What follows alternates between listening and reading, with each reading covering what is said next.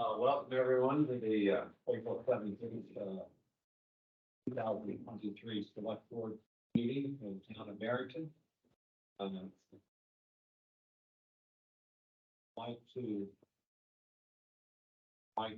welcome this new member, Tracy Hartog, and congratulations to you. Thank you. And to Mrs. Hartog, who-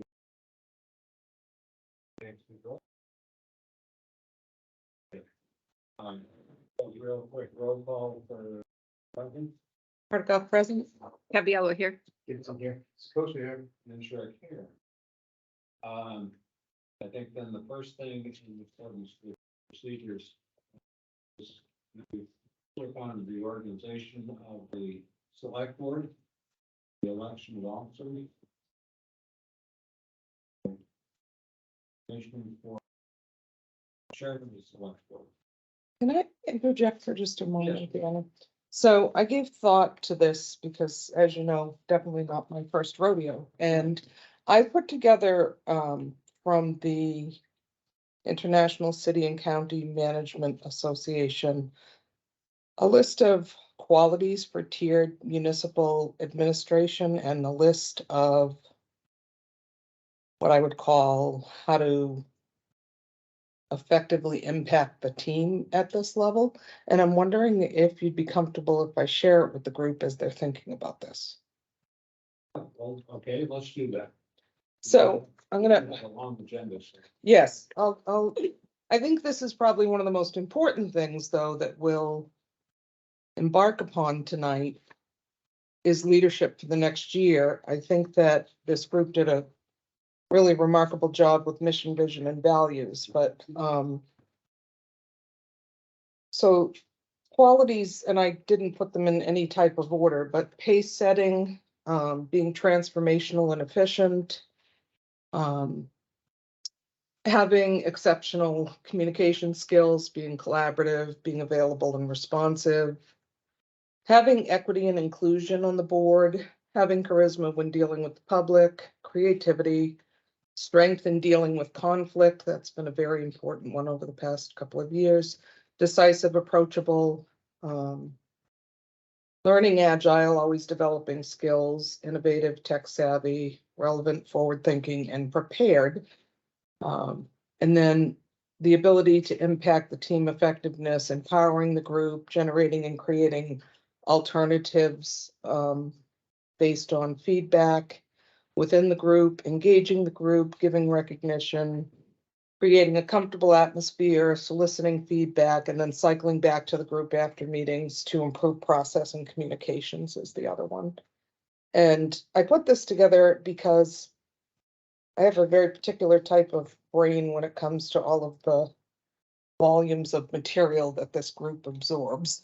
And I think the pace setting becomes really important for me individually, because one of my weaknesses is staying engaged when a process sometimes moves too slowly. That's definitely a weakness of mine personally. So in doing that, I was thinking of background, who as a leader has the ability to meet many of these, but I was also thinking in reference to diversity and change and how important that is as well. I personally would not want to serve as both a chairperson of the Zoning Board of Adjustments and in a leadership role on this board. So I don't think that I would be a candidate for either position while serving as a chairperson for the ZBA, which I love. So I'm out of running. But I do have thoughts on who I would nominate. And I don't know if the person would accept the nomination, but my nomination would actually be Joel's. Oh, well, thank you for your confidence. I didn't come in here thinking that I would put my name in the hat for chair. I think that for me personally, what I'm asking is from both a diversity standpoint, but you've led, happen to look you up online, in your professional life, you've led multiple groups. and also functioned in a teaching capacity. And for me, I think being able to both share knowledge but work in a collaborative atmosphere is something that certainly professors do. And so I was hoping that you would consider the role. Let me think about it. Okay. The other thing I wanted to mention, and this is a service club, but at Rotary, what we do is we rotate leaders every 3 years. So you have a person who's the president of the club, you have a vice president of the club, and then you have a third person that is sitting in the wings functioning to take over as vice chair or vice president the next year. And it allows people to continue to learn through those years and ready themselves. And so that was my other thought with things. So let me see if I understand what you're saying, that, so as an example, whoever we would nominate as vice chair tonight, We'll be you were learning thinking from you. would be priming themselves to be chair the following year. Could be, yes. Could be, but not. Yes, not necessarily, but could be. I bring this up because I think Rotary has benefited from having multiple people from various backgrounds and that diversity over those years.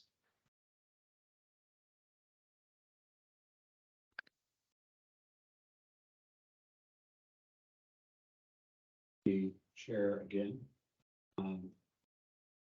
Would go, who wants to go with that?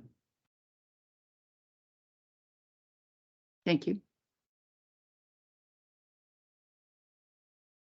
Any other nominees?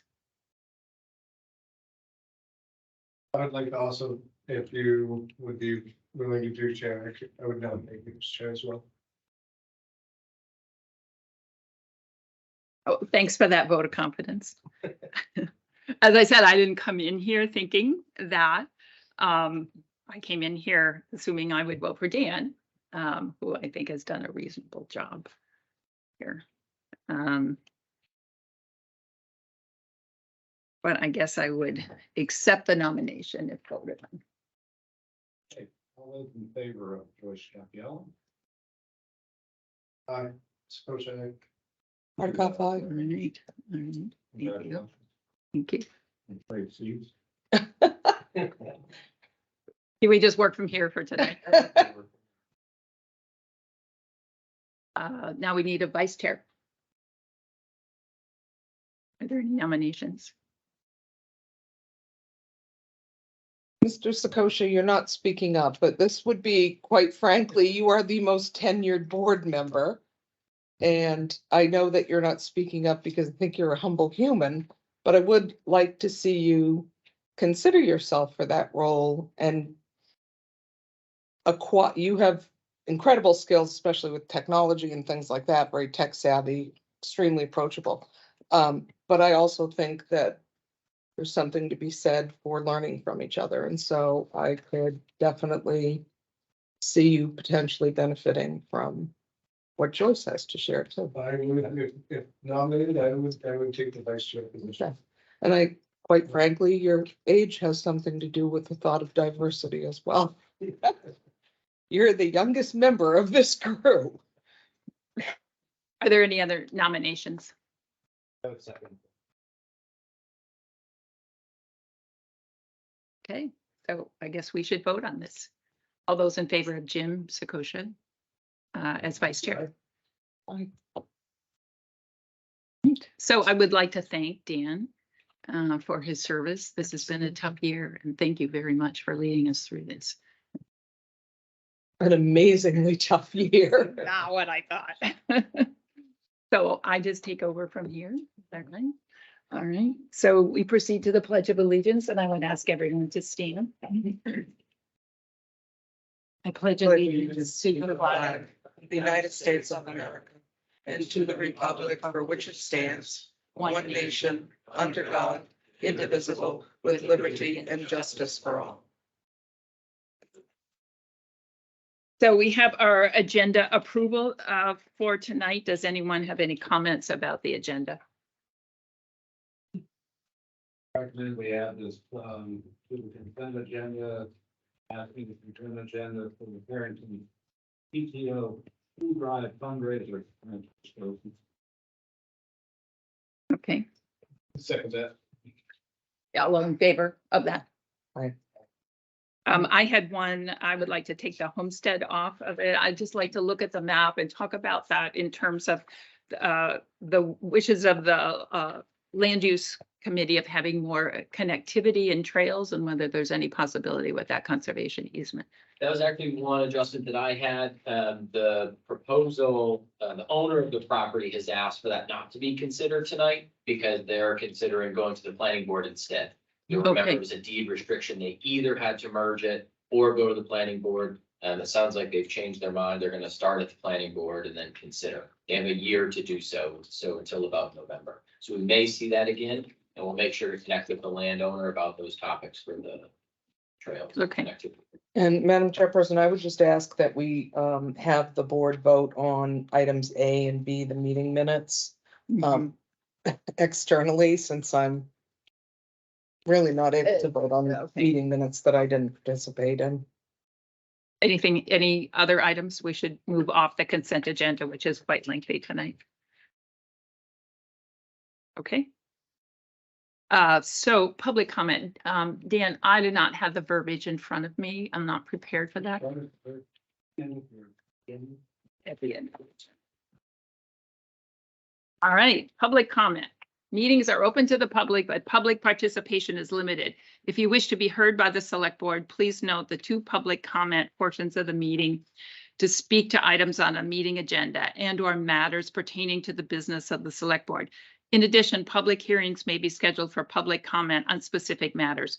Speakers must be residents of the town of Barrington, property owners in the town of Barrington, and or designated representatives of recognized civic organizations or businesses located in the town of Barrington. When they are addressed and permitted to speak by the chair, speakers first need to recite their name and address for the record. Visitors should address their comments to the chair and the select board as a body and not to any individual member. Each speaker shall be provided a single opportunity for comment, limited to 3 minutes. Public comment should be limited to 15 minutes total. Visitors should not expect a response to their comments or questions since the select board may not have discussed or taken a position on the matter. Public comment is not a two-way dialogue between speakers, select board, and or the town administrator. The chair will preserve strict order and decorum at all select board meetings. Obscene, violent, disruptive, disorderly comments are those likely to induce violence, disruption, or disorder are not permitted and will not be tolerated. Complaints regarding town staff should be directed to the town administrator. So after that, is there any public comment? Dan? Daniel, 334 Old Home Turnpike. I just looked through the agenda real quickly and I was hoping to be 1 year for the public. People can review. Do you hand them out anymore on the table? There's a misprint in there, but I'm a port taxpayer, it's not my job to correct it. I'm gonna be able to get corrected. So there's no paperwork on the table for me to review it. So I would ask agendas be put on the table for people in the public to have understand what you guys are talking about. Thank you. Are you, can I just ask a question, Dan? Are you asking for multiple copies so people can pick them up when they come in the room? Sometimes they have them on the table. Okay. So these people, looking at the agenda, what you guys are talking about, Mhm. have a clue about it. I Okay. noticed tonight, there's nothing there. Okay, thank you. Other public comment?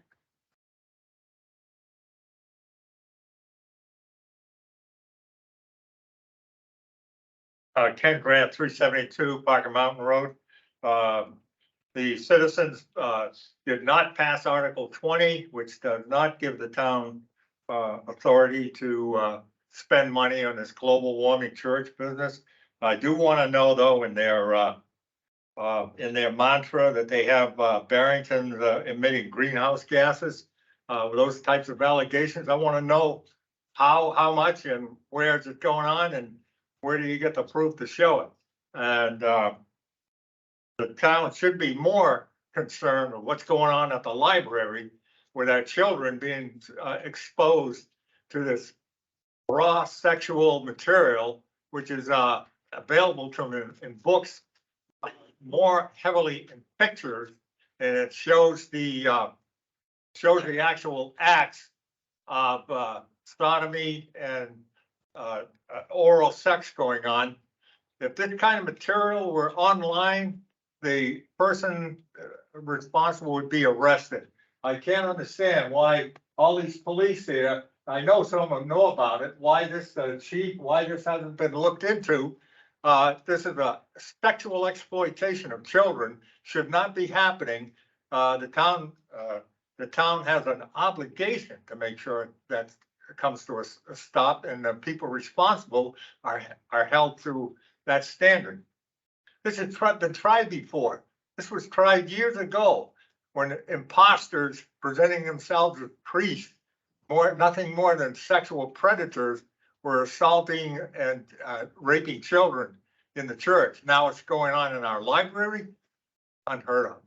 Should be stopped immediately. Other public comment?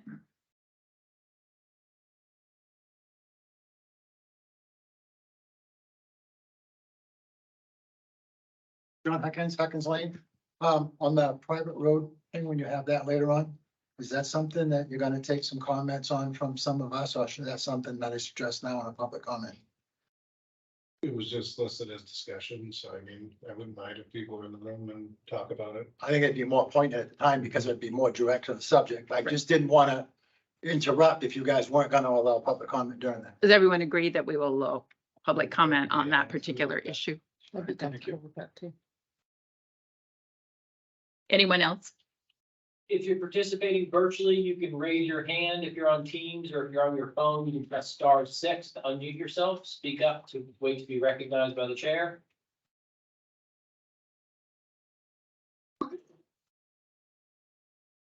don't see anything virtually. We will end public comment for the beginning of the meeting. Public hearing and invited guest. Our first guest is here for a police swearing in. So Jonathan Sardina. Probably didn't pronounce that correctly. My apologies. So we're gonna go with John because only his mother calls him Jonathan. Hey. You're not a smart mom. So this is this is a good one for me. I've known John since he was a baby cop in Nottingham. I was there when he was cutting his teeth. We handled some calls back when I was just a street lieutenant together. So this is kind of pointed that he's coming over to us. For those that didn't read the minutes because they weren't out, John grew up in the town of Stratford. So I'm going to say he's a hometown boy since we owned him at one point in time. And he graduated from CDNA back in the day. He served in the Coast Guard for about 8 years before he started his law enforcement career in 2014 in Nottingham. From Nottingham over to Greenland. When he was in Greenland, he served on their TAC team and also gained his motor officer certification, and he's a field training officer. That will be good for us over here because once he gets used to Barrington's way of doing business, we have an experienced FTO to use. So beyond that, we'll just get right down to it. This is John's wife, Sarah, as well. Sarah's going to be pinning. And the little one that's still asleep. So if you would raise your right hand. I, John Sardina, I, John Sardina, do solemnly and sincerely swear do solemnly and sincerely swear and affirm that I will faithfully and affirm that I will faithfully and impartially discharge and perform all the duties and impartially discharge and perform all the duties incumbent upon me incumbent upon me as a police officer as a police for officer the town of Barrington, New in Hampshire, the town of Barrington, New Hampshire, according to the best of my abilities, according to the best of my abilities, agreeable to the rules and regulations agreeable to the rules and regulations of this Constitution of this Constitution and the laws of the state of New Hampshire. and the laws of the state of New Hampshire. So help me God. So help me God. This I do under the pains and penalties of perjury. This I do under the pains and penalties of perjury. Not domestic violence if she stabs. Congratulations. Thank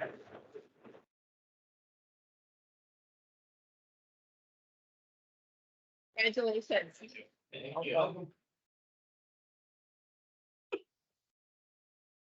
Our second guest tonight is State Representative Leonard Turcott. Lynn, do you want to come to the podium? This is part of inviting all of the representatives of Barrington and of course our expanded district of Stratford, Middleton, and which town did I forget? Stratford, Durham. New Durham. So, All set? yes, thank Very you for good. visiting this evening. Thank you for having me. Glad I can finally be here. Representative Len Turcott. I do represent Stratford District 4, which are the towns of Barrington and Stratford. The last time I spoke with you, I believe, was last term, and at that time, I was a member of several committees in the House. Labor, which was my third term, Finance, and the Special Committee on Redistricting, as well as a senior advisor in the House Majority Office.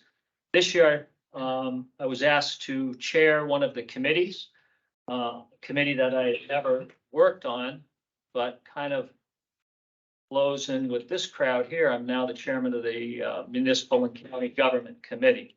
To say that I've been learning and drinking through a fire hose would be a understatement. We had over 850 bills in the House this session so far, and 50 of them came through my committee alone. So we were very busy. I've got a few things I'd like to talk to you about tonight. One of them, I just want to give you my perspective on 3 of the bills that we successfully either killed or the last one was tabled, and they were all in a very bipartisan fashion. One of them was a bill that would have mandated from the states down to the towns to allow on any single family lot a 4-unit building. That, for the most part, they were saying, you know, you had to have water and sewer available. The problem with that is a lot of the big cities didn't want to go with it. A lot of the towns that did have sewer and water, but yet were a very rural community, community didn't want to go with it either. So in the final vote on the House, I gave the floor speech against it, and I think that went down by a very significant margin, like 280 to 120. So it was a very big bipartisan defeat. The second one was the same individuals put in a bill on rent control. They wanted to have rent control in our state. Very similar bipartisan vote. It might even been slightly bigger. That one failed. The last one was just a couple of weeks ago. The same individuals put in a bill that would have allowed 2 accessory, not allowed, mandated. All these bills were mandates from the states down to the towns and cities. Most people take at least most people in the House and our committee take the view of towns and cities are the ones who ought to be writing their zoning regulations, not having mandates thrown down from the state. And the final one was they wanted to add mandate an additional accessory dwelling unit onto any property. So you would have had not only your existing accessory dwelling unit, which they were going to mandate an increase in size, but they're going to actually allow you to add a second one. That one was tabled at our last hearing on the House floor. That one had even more negative support from both parties than the previous 2. So even though it was tabled, if and when it ever comes back, it's not gonna go anywhere. The next thing I want to talk to you about is House Bill 270. I passed out maps to y'all, as long with a second sheet that has some numbers on it. This was a bill that I was the prime sponsor on, and we have a bunch of other co-sponsors from Stratford County.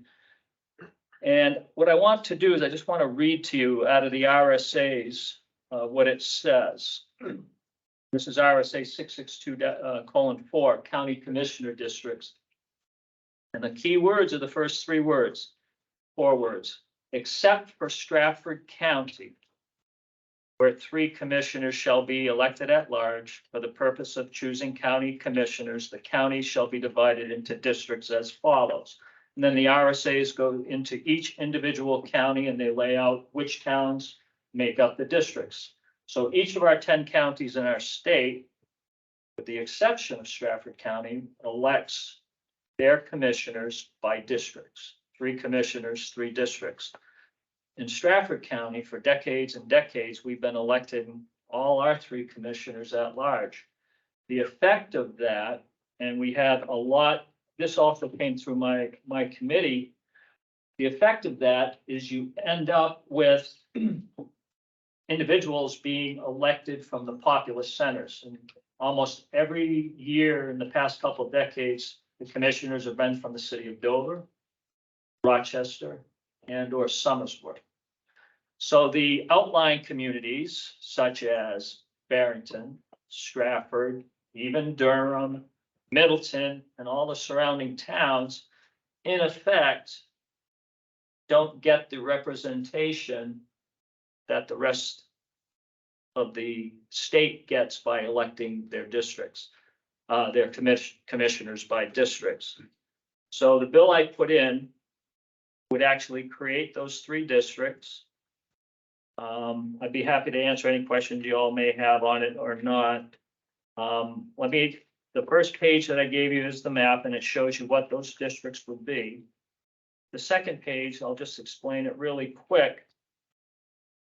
And I was on the redistricting committee for the entire state last year, and the biggest thing we have to do when you do a redistrict is to make sure your deviation ranges are within 10%. That's a US constitutional limit that's ends up being in almost every US Supreme Court decision that's happened. And when we were on the districting committee, we each received a book about that thick with all the past US Supreme Court cases.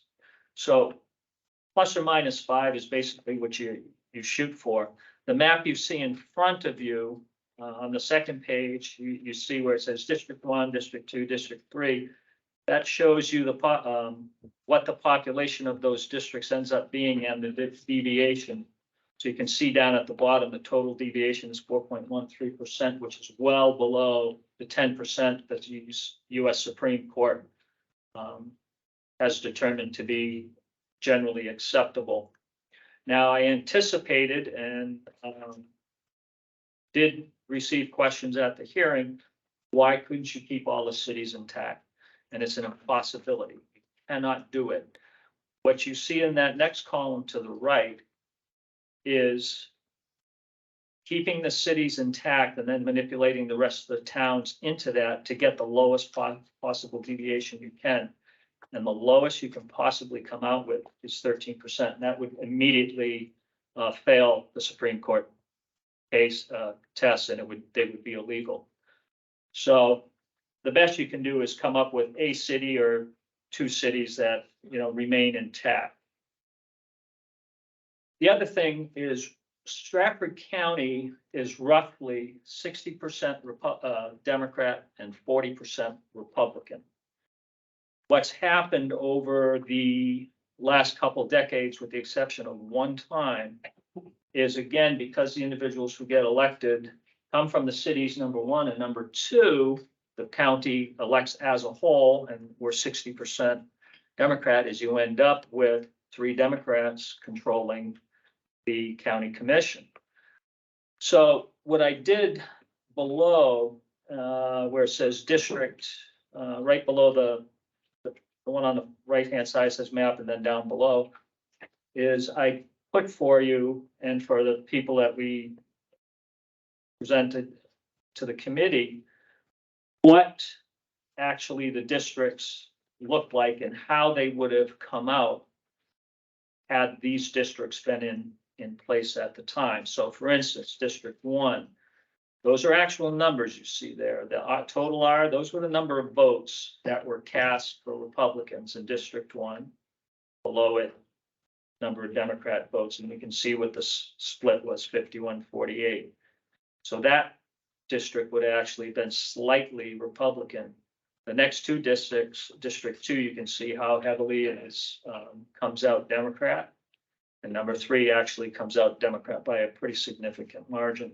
So under the districts drawn, if this had been in place for the prior election, I've got a point to make on that, you would have ended up with 1 Republican and 2 Democrats as your county commissioners. Last year or last term, as I said, I was on the redistricting committee for the entire states. We did we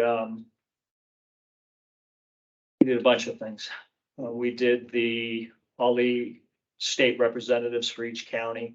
We also did the US House rep districts, the two districts that were quite controversial. At that time, we elected not to go and create districts for Stratford County just because we had so many other things going on. The redistricting process is unbelievably time consuming and data intensive, so we elected to wait till this term to actually do it. So that's that. I would ask for Barrington support and all the surrounding town support. Almost everybody, with the exception of Chairman McGlaris, of the Commissioner McGlaris, the chairman of the Stratford County delegation, and one other individual who testified, everybody who came in was from the surrounding towns, and they all came in and said, we do not get represented by the county commissioners. And one of the best examples was whenever they do the budget at the county commissioners, they'll Mr. McGlaris always says, and we kept the rate of increase less than the city mandates, which are like 3%, I believe.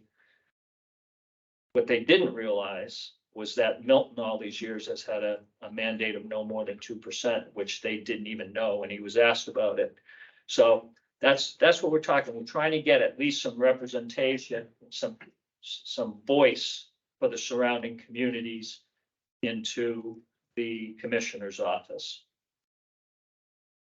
That's all I'll say on that, unless you have some questions. You're more than welcome to put the questions in writing. I know you have a very busy schedule tonight. I did have a question. Yes, ma'am. There wasn't any bipartisan support on this bill. And I'm sure we have plenty of Democrats who live in small towns. So can you speak to that?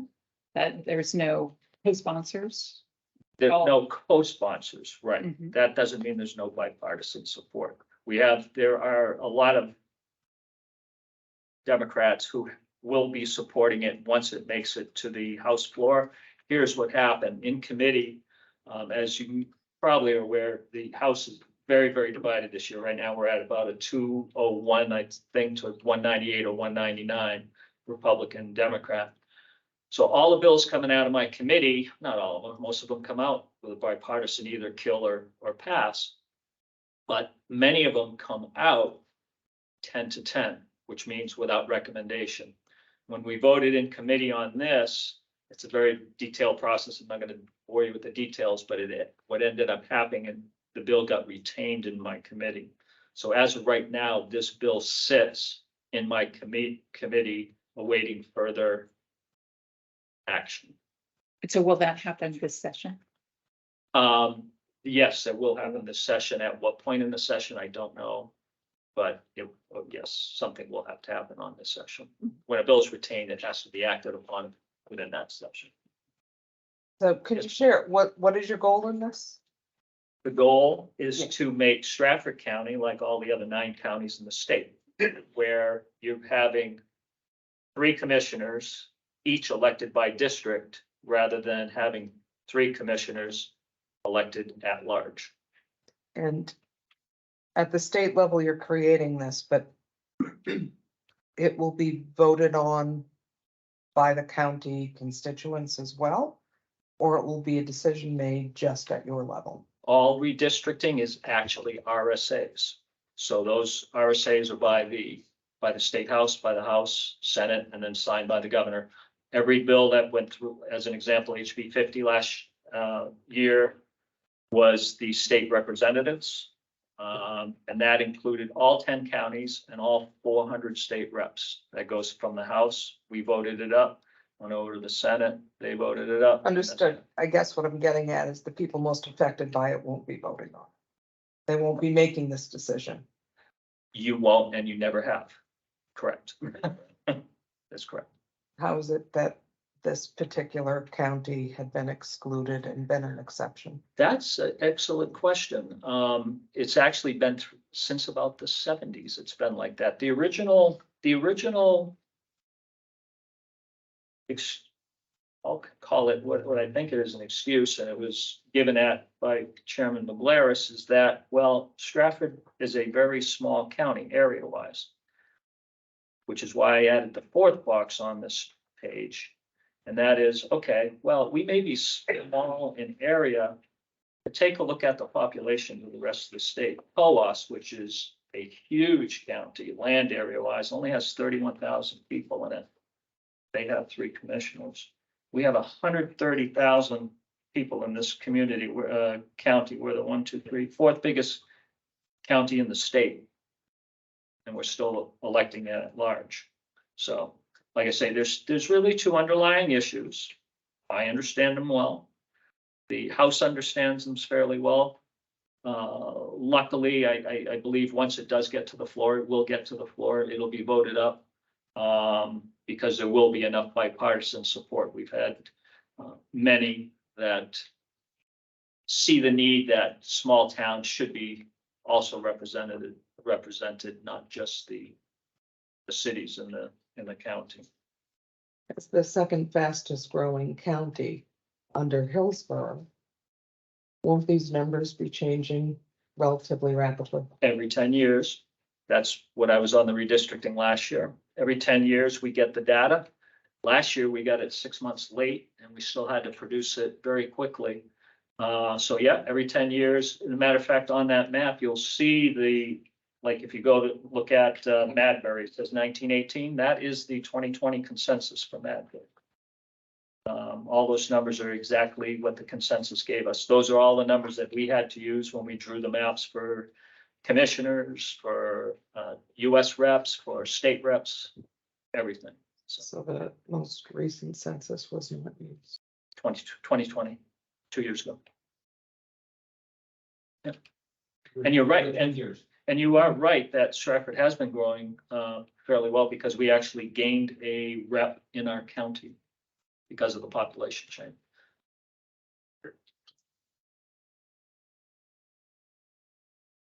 Further questions on that? The last issue I just want to briefly touch on, not sure how much you've heard of it, and that is the proposal to build a new county nursing home. I want to give you a little brief, quick and dirty history on that and where we are right now. Just about a year ago, the commissioners came to the Stratford County delegation, who is made up of all the state reps in Stratford County. And they called a special meeting. We went, and all of a sudden in front of us, we had a proposal for $170 million, what many of us still call the Taj Mahal project, Taj Mahal of nursing homes. $170 million project. And they wanted approval for that. So they took a vote immediately.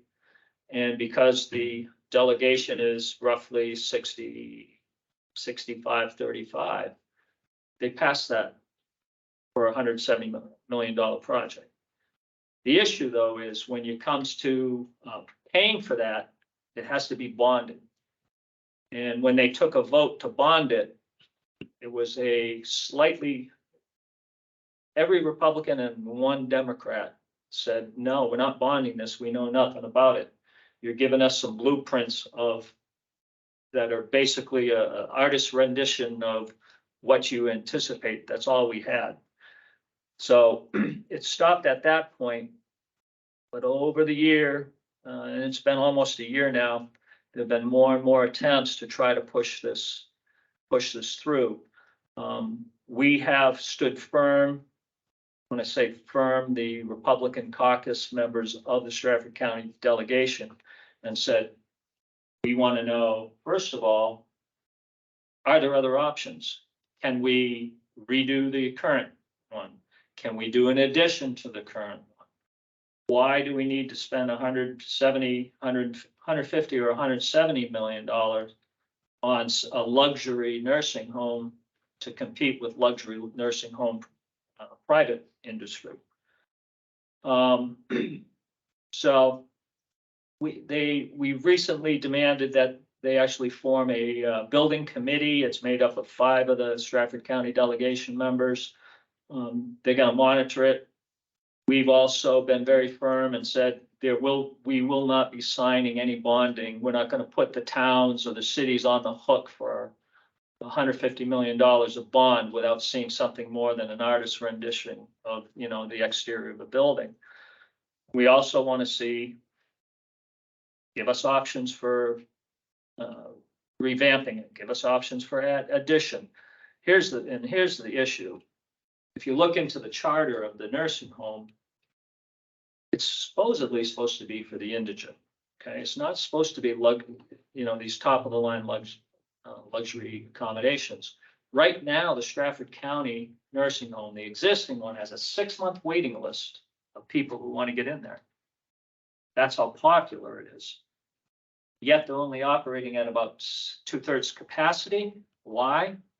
Because they can't find people to work in it. They don't have the healthcare workers to do it.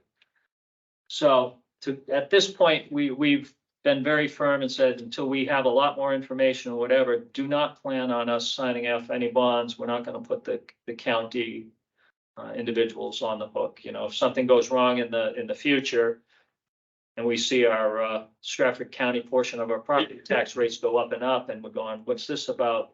Oh, well, that that $170 million thing we did, we bonded for 40 million, and we couldn't get it done. So we're holding pretty firm on that. We hope the current commissioners will be a little bit better and open with us with their. It's been very secretive to this point, and we just want a little bit more openness to it. So, yes, ma'am. Are there any private payers that stay at the Stratford County Nursing Home? I don't know. I would suspect probably. when you use the term popular with a 6-month waiting period, because it accepts people that are using Medicaid and Medicare. True. It's serving a population of people that don't necessarily have the luxury to pay for a private industry setting. True, and Okay. that's why I said, the charter of the nursing home is not for high end, it is for the indigent. It's not supposed to be out there competing with I don't even know who they are. I know there's been a couple of them that shut down in Stratford County over the last couple of years because they can't get their healthcare workers. So our basic point is, if we're going to do something, let's make it fiscally responsible. As a state rep and the rest of the county delegation, I have a fiduciary duty to the county. And I'm not just going to sign off on some whim of $170 million project without seeing a little bit something more substantial in the artist rendering. So I just want to let you all know where we are on that, and that's all I have for you. Comment? Couple of questions. I understand the HB one is what, $15.76 billion budget that you sent to the Senate, is that? Would you like to talk about the budget we just passed out of the House?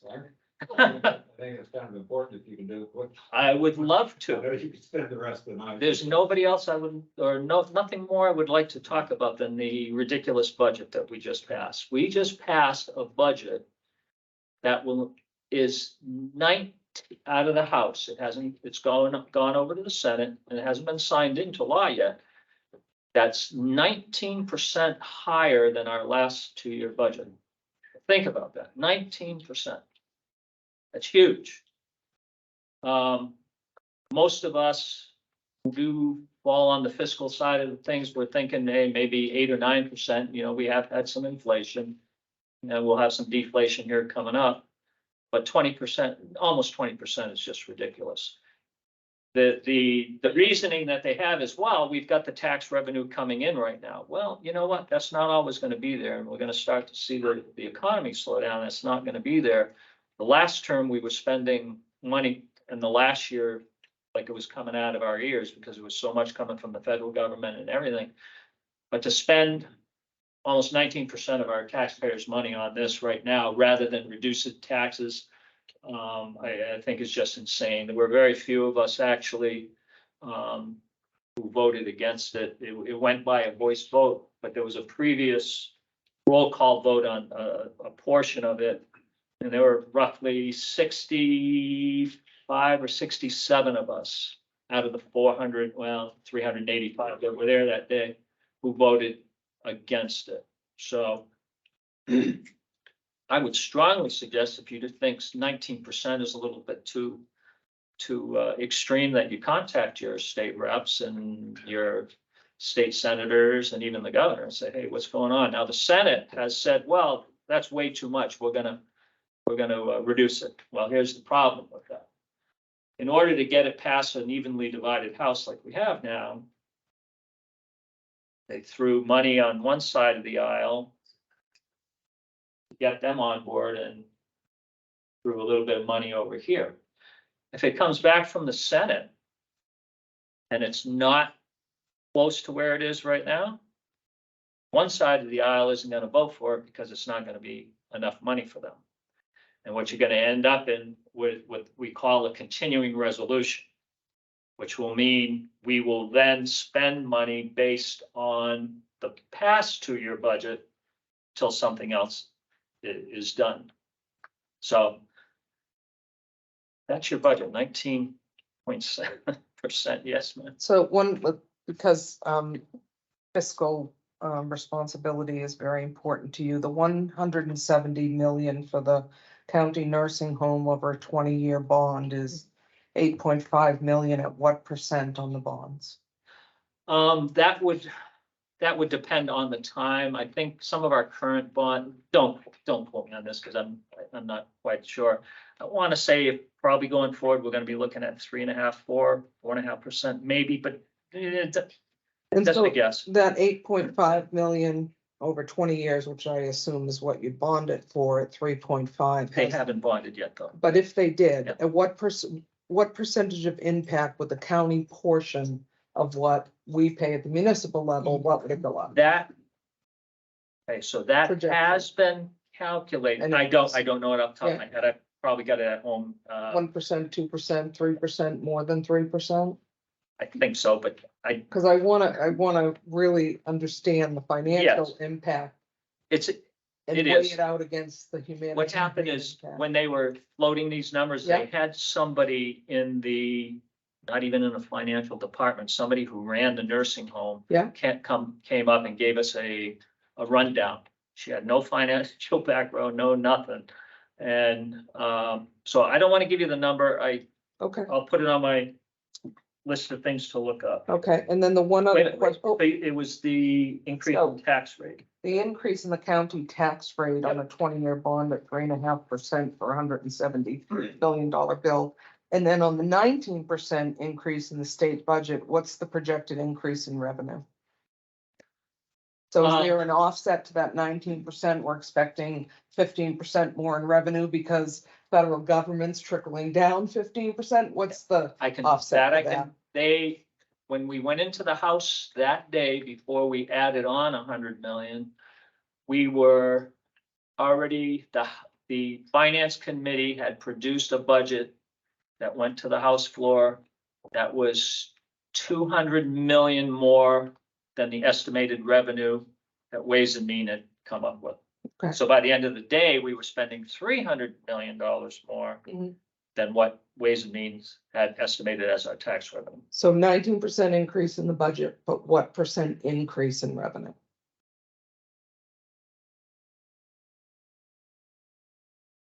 Well, you got to back out the 300 million increase in revenue. It was 16% prior to anything happening. Then it went to 18, so call it 16. 16% increase in revenue.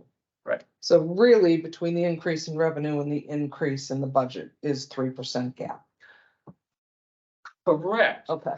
But being the fiscally responsible kind of individual I like to be, I don't look at it as, oh boy, we're getting all this more money. Where can we spend it? I look at it as we've got this more money coming in. In the past, the way budgets have worked is you increase the budget by the rate of inflation plus any increase in population in the state. So when you do it that way, I don't know what the number is off the top of my head, but it's significantly less. So if we're going to see an increase in revenue of $300 or $400 million, and that's well above the increase of the population and the inflated rate of inflation, I would rather take that additional revenue, get it back to the taxpayers. Thank you. Rather than, oh, where can I spend it? And that's, because that's what we've been doing for the last almost every term. I'm in my fourth term. That's almost always what we do. Oh, we get all this money. What can we spend it on? How about we get it back to the taxpayers? How about we get it back so we can knock off some of the deficit, the underfunding of the retirement plan or whatever, but why, we always look for a way to spend it rather than getting it back to the taxpayers. Is a portion of the 16% increase in revenue required to be used through, is it federal money and we have to use it for infrastructure? Some of it, yeah, I don't know that. I Don't know the amount, percentage no. of that? No, I'm not on finance anymore, so Okay, thank God, thank goodness. According to NHMA, about a third of that budget is federal funds. oh, okay, There you go. so 33%. Of Wow. the 19% or the entire That's budget? the entire Their budget. Oh, okay, mine. interesting. And also, don't forget, and I don't know the number percentage on that, Dan, but there's always a percentage of that federal funds that we elect to take that we don't require to take. And some of the questions. Yeah. Gotcha. Other questions or comments? No, that was excellent. Thank you. About, what are we doing about the retirement?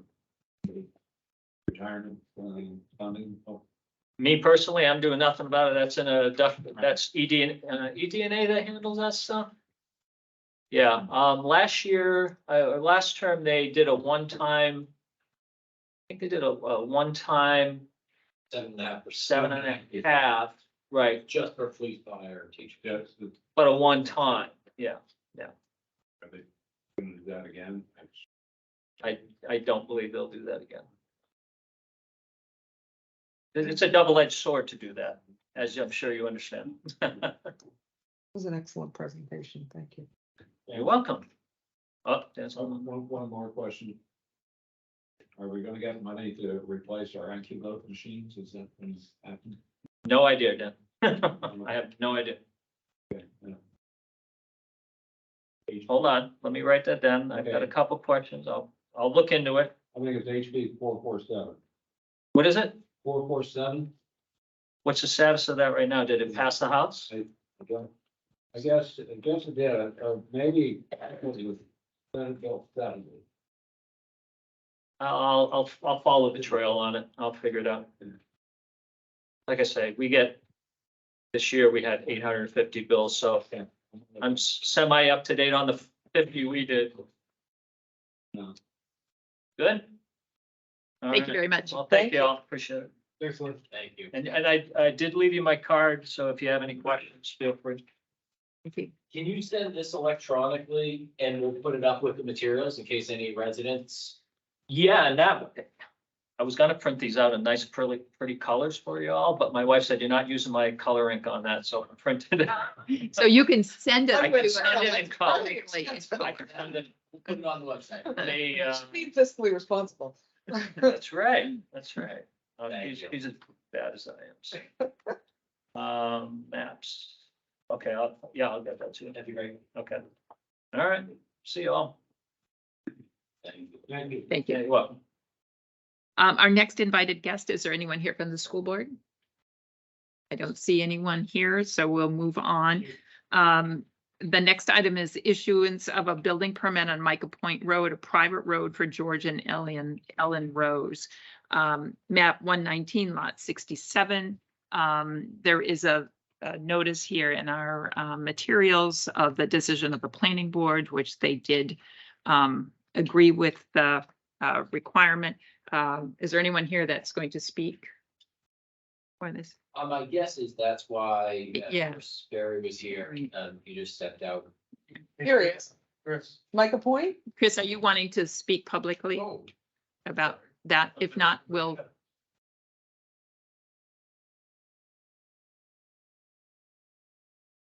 So good evening. My name is Christopher Berry. I'm with Berry Surveying and Engineering. I own an engineering company here in the town of Barrington. And I'm representing the George family this evening on a private road building permit. They're putting a small addition on their structure, which would include the addition of some residential living space.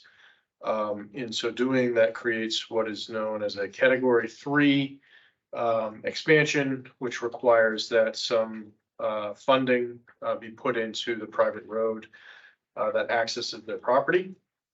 We've agreed that about $2,500 would be spent on the project for some sort of benefit to the road.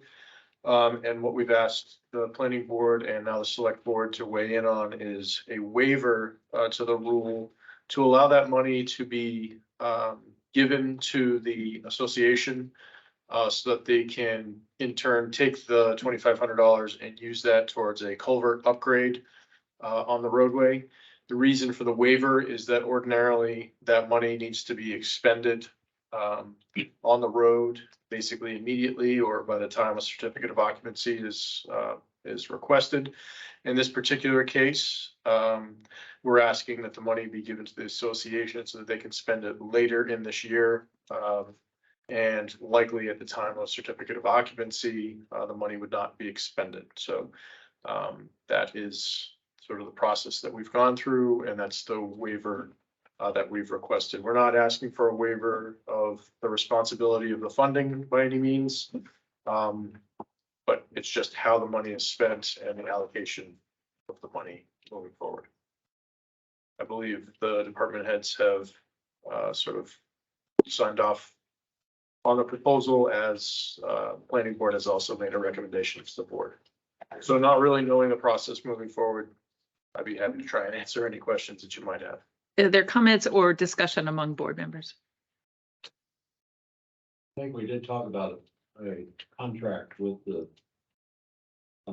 association that this money would be specifically for this culvert, which would improve the road, which again is the purpose of our. Right, and it would be spent this year. A contract naming the town, the applicant and the road association. Are we, you want to move ahead to a vote? Public hearing. Oh, So, public hearing. We'll have public comment on this, if there is any. Is there any public comment? So this is specific to the issuance of a building permit on Micah Point Road.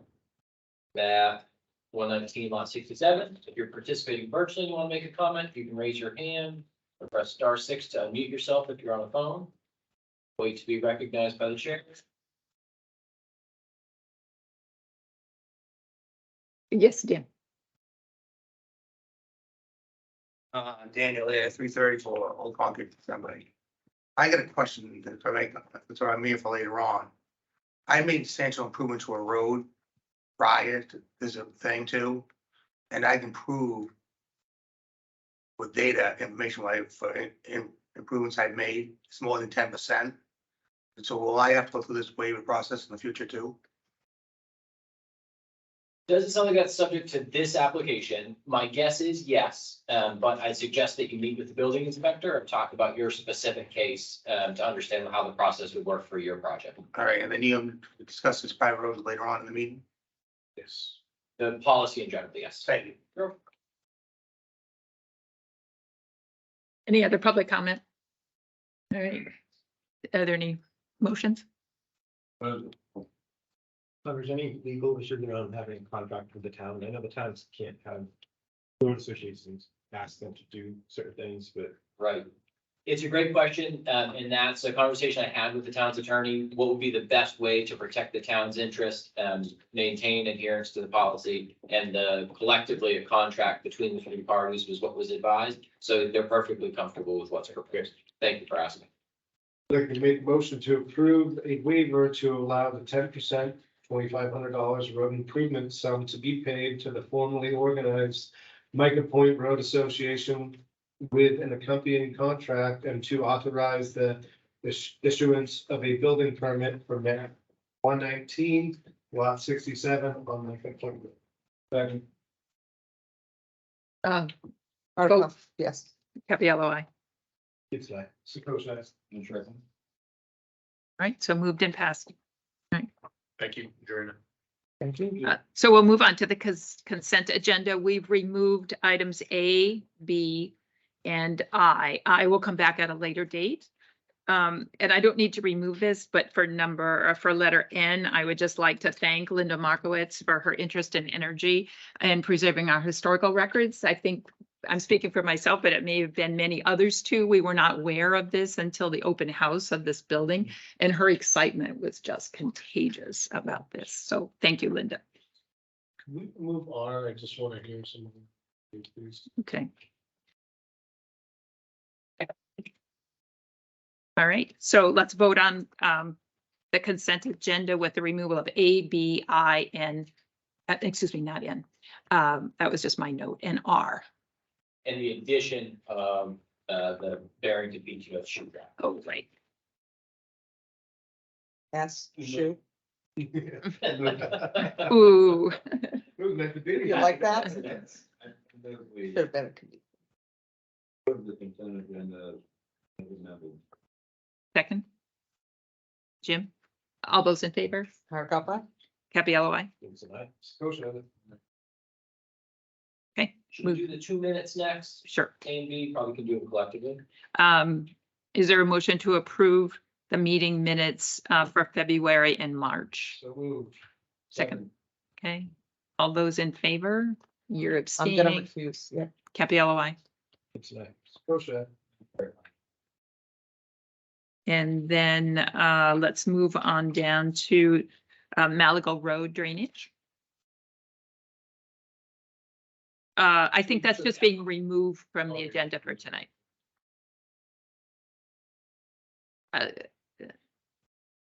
So Malaga Road drainage, as the board knows, we talked about before, back in 2019, actually, we started a drainage project to solve the underlying water issues on the section of Malago from like the first Stone Farm entrance out east to 125. And it's very flat, there's not good roadside drainage, and so the first big hurdle we identified was where can we put this water? We can make ditches, we can put catch basins, but the water still has to drain somewhere. At that time, there was a gravel pit adjacent to Malago Road, which was downhill. If you can rock the science, figure out water flows downhill. So the road agent approached the owner of the gravel pit and said, hey, you know, we're starting this great drainage project. He let the road agent know that he was interested in selling the property and maybe pause that conversation for a bit. The developer bought the property, has gone through the planning process and has conditional approval for conservation subdivision on that lot.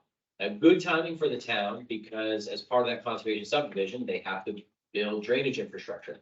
And so it was actually a mutually beneficial arrangement because the sizing the pond larger allowed the developer to use more of the material from the site on the site. So a bigger detention pond is good for the development. And he was willing to say, I'll give the town a drainage easement to allow the town to bring the Malago Road drainage to that pond as part of that, you know, the easement along the property and the access.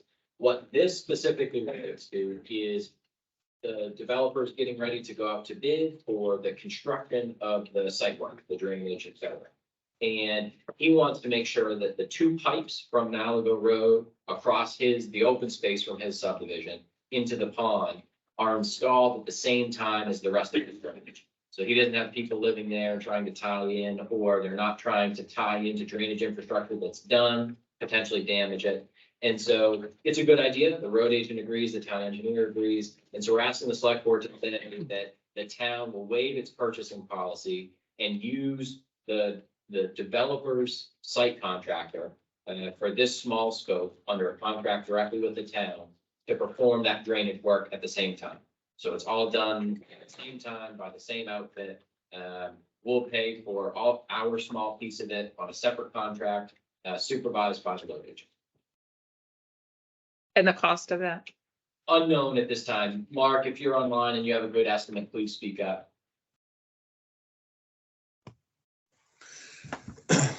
The cost for our part of the scope was the question mark. Yeah, well, here again, complete unknown at this point. If I had to guess, One it would second, if probably. you're talking, we can't hear you yet.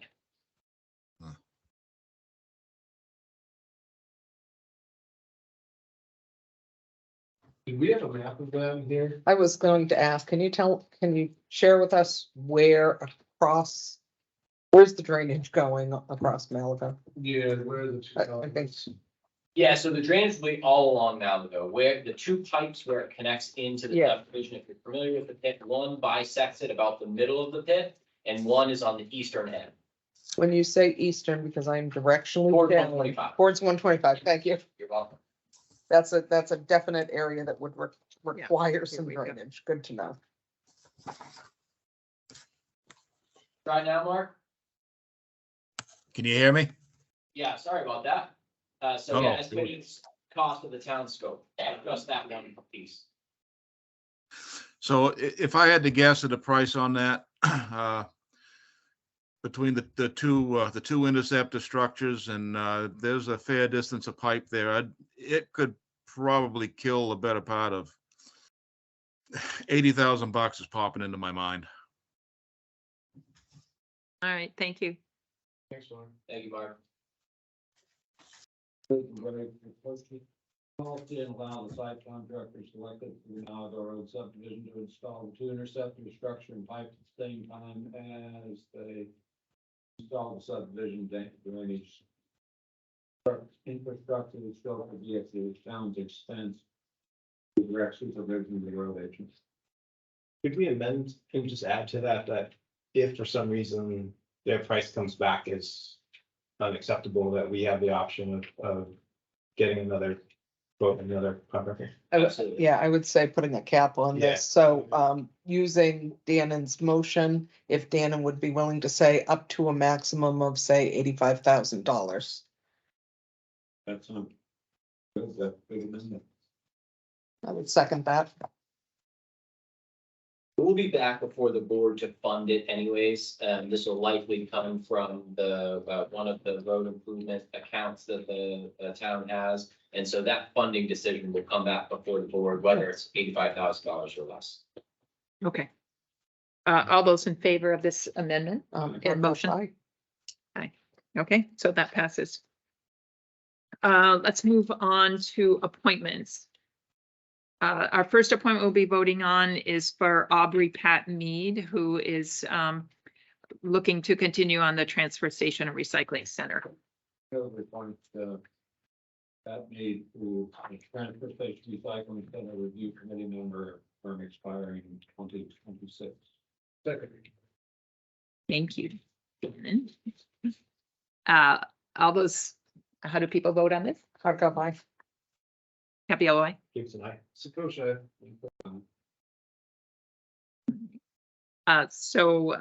Congratulations, Aubrey Pat Mead. So our next appointment to vote on is for Gary Embry. Gary is joining or continuing on. No, that's the first reading on. Okay, I'm sorry. So we should vote on Daniel Cassidy. Sorry, I skipped over that.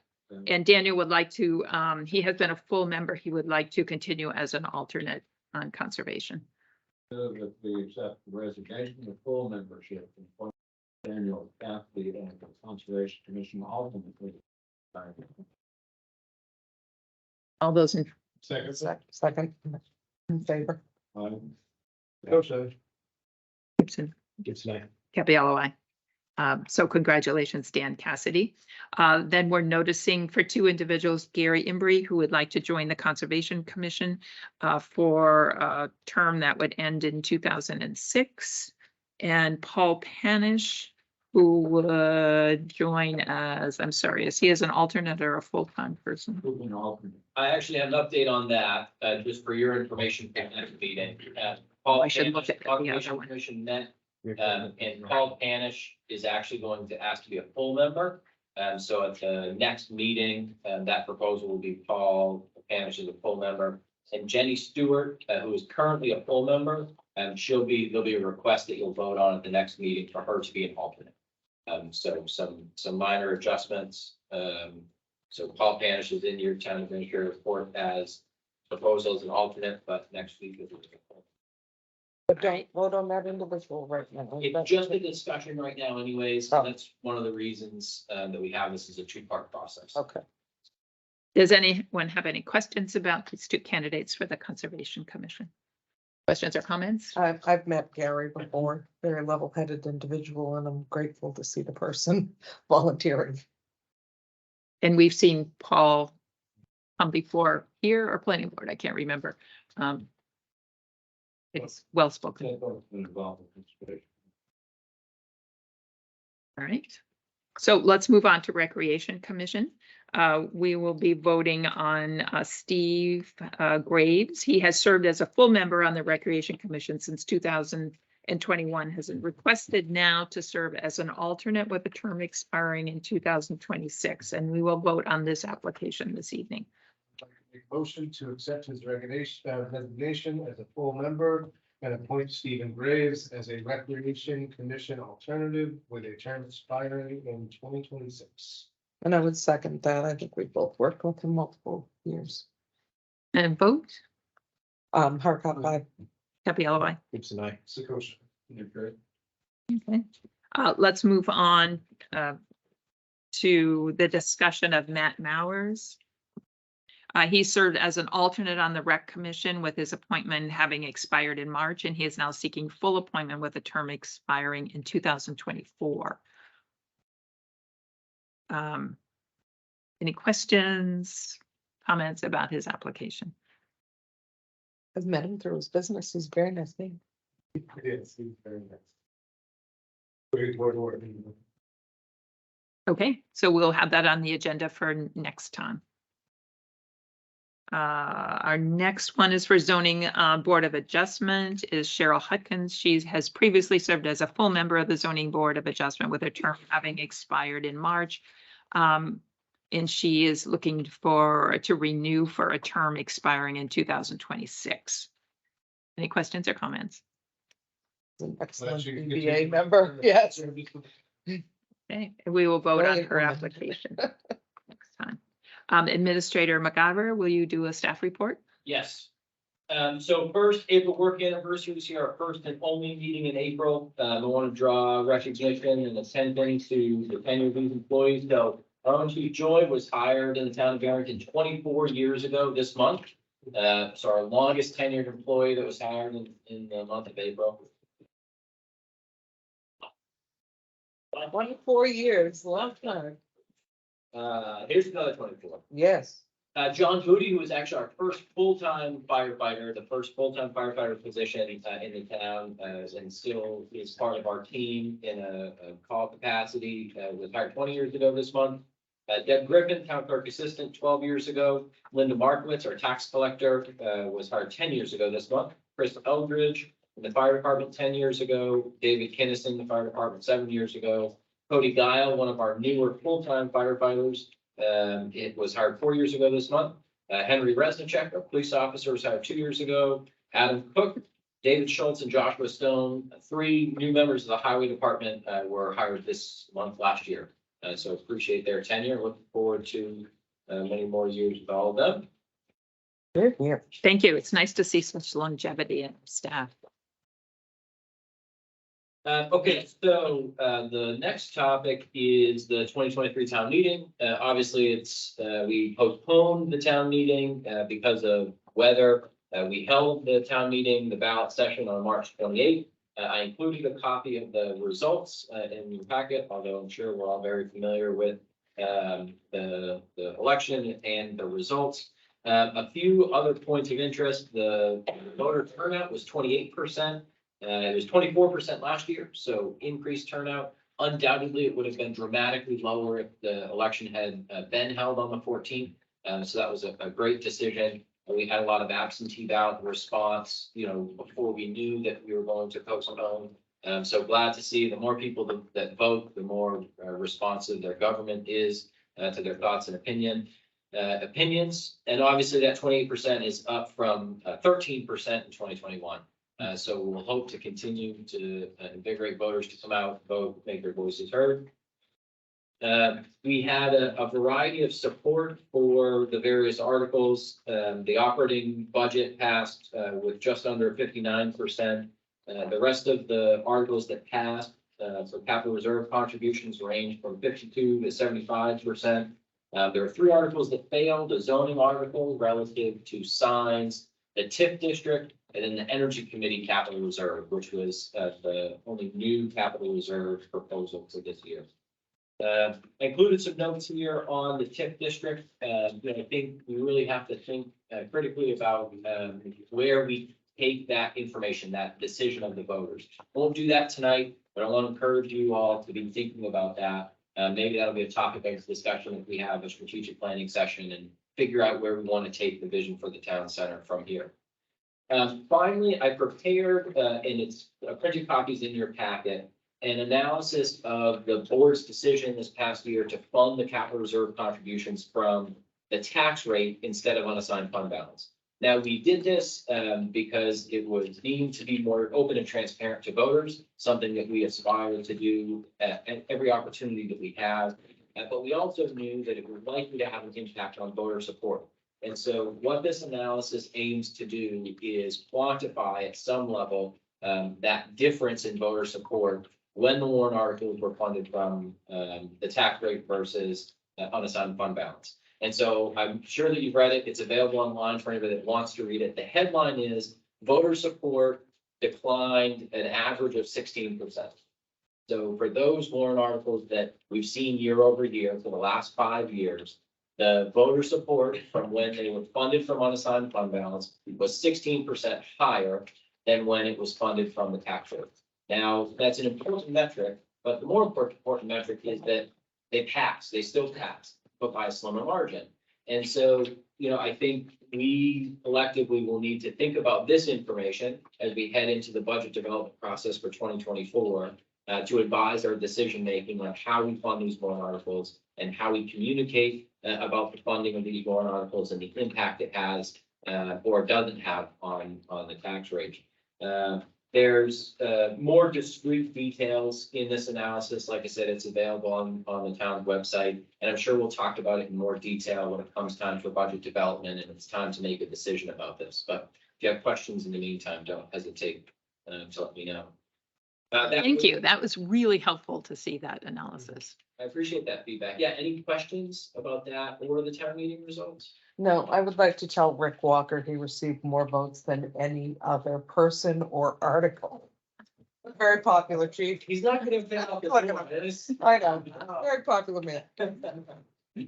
Which, just because you brought that up, in this analysis, you'll see that 2 years ago, the board chose to pick 2 articles to fund from the tax rate instead of unassigned fund balance, hand picking. And they strategically chose the fire truck capital reserve because they knew that it would pass anyways, no matter how much it cost. So, I love it. as evidence on the past. Okay, 2023 kids voting booth. So this was the highlight of my month. Everything that, all the work that goes into preparing an election, this made everything worth it. We had 264 kids come out and vote. We still need to get it laminated, but I included the sign-in sheet, the picture of the sign-in sheet. We were just so excited about that. But most importantly, the dog tag colors next year will be blue. The recreation van will be called Wreck-It Ralph. And our newest 6-wheel dump truck is going to be called Bulldog. And so those were the very impactful decisions that our youngest residents got to make. You'll see a copy of those results in your packet as well. So hopefully those will be archived along with our tax records. So someone can come back here when they're decades older and in politics and point to their beginning. Point to their name the first time they voted, right?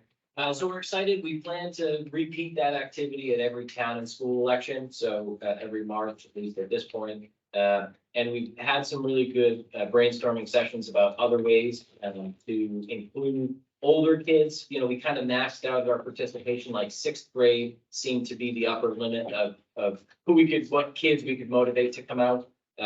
We actually have a really good idea to try to hit up maybe some of the high school kids to come out and do some exit polling, some, directed exit polling to get a little bit more specifically involved in the civic process. So we're excited to see where it goes. But yes, very exciting. Any questions, kids voting? Trying to move along at a rapid clip. So first quarter financial analysis. So this is, I've done this for a couple of years now, but it follows the same format. Very high level, we're in a comfortable spot, from an expenditure standpoint and a revenue standpoint. We're on par with where we have been in prior years. The only thing I'll call out specifically, we're 25% through the budget year. We've collected 18% of our revenue. Now that may raise eyebrows and say, well, gosh, why, we 7% off target on that. And I go into detail here, but a large portion of our revenue comes from state sources, and we receive all of that revenue in the fourth quarter. And so we'll be behind on revenue all year until the fourth quarter. We'll receive those payments.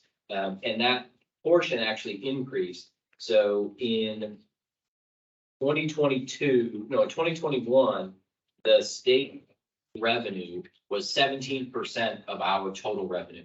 And in 2023, it's 25%. And so it's a significant increase in the portion of our revenue which comes from state sources. And that was part of the biennial budget 2 years ago, where they actually went back to how it was supposed to be for the rooms and meals tax distribution. And it ended up in a 60% increase in revenue that we received for rooms and meals tax, just following the formula they're supposed to. So anyways, we're in a comfortable place financially. Happy to answer questions if you have any. Seeing none, moving on, select board committee assignments. So Chair Capiello now has the esteemed task of assigning select board members, not tonight, but at the next meeting, to their liaison ships. And so what I've done for you here is in my town administrator report, I have a list of the committees and commissions. I also provided a printed copy of those groups, how many times per year they typically meet, what day of the week they meet, and the time they meet. I think the only one excluded from this list is the Energy Committee, who also meets on Thursday evenings at 7 o'clock. And right now they meet twice a month, so that's a 24-night per year commitment. So you all now can start jockeying, Joyce, for what committee or commission you want to report to. Yeah, so Would let it- me know. I was gonna say, would it be helpful if we use these and maybe number 4 of them in order and pass them to you and let you see if there's any conflicting? Sure, sure. Because I know I already have responsibility of the ZBA and this, so I'd probably select just one more. Okay. But, And- And in that line as well, so last year, I did planning board and with the assumption that I would stay there for 3 years. okay, So I will So I'm continue gonna- to meet that obligation. yeah. I'm wondering, Connor, should we maybe cross, like, we're seated in those roles, should we cross those out? Absolutely. That seems to make the most sense, cross off zoning board, cross off planning, and that would leave, and then there's energy. When does energy meet? Thursdays Thursday at 7, evenings. Thursdays. and they meet alternate of the Conservation Commission. So the first and third, So they meet 24 times a year? yes. twice a Okay. month. I'm fine staying with energy and conservation. Okay. Town lands. I don't mind picking up town lands if you want to shift something. It is kind of the one Yes. night that I'm free. I thought about adding library. Mhm. The town lands is Saturday morning. Yeah, or I could do recreation. Jim, what are your interests? Let's just take a minute, I think, right here. Yeah, okay. If the added interest, obviously in rec and or the library as well. You might be good on the technology committee too. I don't know if you were intending to keep up that commitment. Not, Joyce, but- I don't feel like I have that, not necessarily. So Jim has a stronger background. Go for it. Whatever, we're gonna do now. They meet once a month, not every month. Who's So this? just something to Which think about, the technology committee. Oh, that's not on here. Oh, there it is on here.